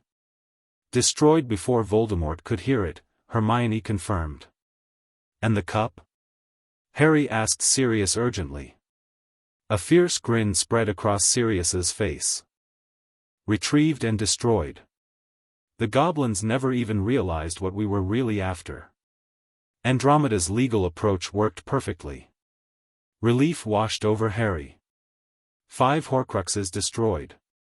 Only Nagini and the fragment within his own scar remained. We've dealt him a critical blow today, he said quietly. He'll be desperate now. Dangerous. But mortal, Dumbledore added, joining their circle. For perhaps the first time since he began his dark transformation, Tom Riddle is approaching mortality. The aftermath unfolded rapidly. Ministry security finally arrived, followed by Aurors responding to the breach. With captured Death Eaters in masks providing irrefutable evidence of organized dark activity, even Fudge would be unable to maintain his denial of Voldemort's return. As Harry and his team were escorted from the Department of Mysteries, reporters were already gathering in the atrium, alerted to the disturbance by Ministry employees. The story would break within hours: Voldemort returned, Death Eaters captured, the boy who lived vindicated. But for Harry, the true victory lay in what wasn't visible to the cameras and reporters. His friends had fought beside him as equals, implementing months of training with remarkable skill. The political groundwork laid through the Council of Lords would ensure that response to Voldemort's return would be coordinated rather than panicked. The Horcrux hunt, conducted in secret while the Ministry slept, had stripped away Voldemort's immortality piece by precious piece. The Shadow War was emerging into the light at last. And though the final confrontation still awaited, its outcome had been shaped by choices made and alliances formed in the months since Harry had claimed his unexpected inheritance. Lord Potterblack had changed the game entirely. Voldemort was fighting a war he no longer understood, against an opponent who had transformed from isolated victim to network leader. The Dark Lord's isolated power now faced the distributed strength of a community united by choice rather than fear. As Harry met Dumbledore's gaze across the chaotic atrium, a moment of understanding passed between them. The power Voldemort knew not wasn't simply love in the abstract, it was the concrete manifestation of that love in connections, trust, and shared purpose. Harry had not defeated the darkness by becoming darker himself. He had instead built something the darkness could not comprehend, a fellowship of equals, bound by mutual respect and common cause. In doing so, he had fulfilled the true potential of his inheritance, not just claiming ancient titles, but embodying the best traditions of the houses whose legacy he now carried. The heir had indeed ascended, and the wizarding world would never be the same. The end. Thank you for watching this video.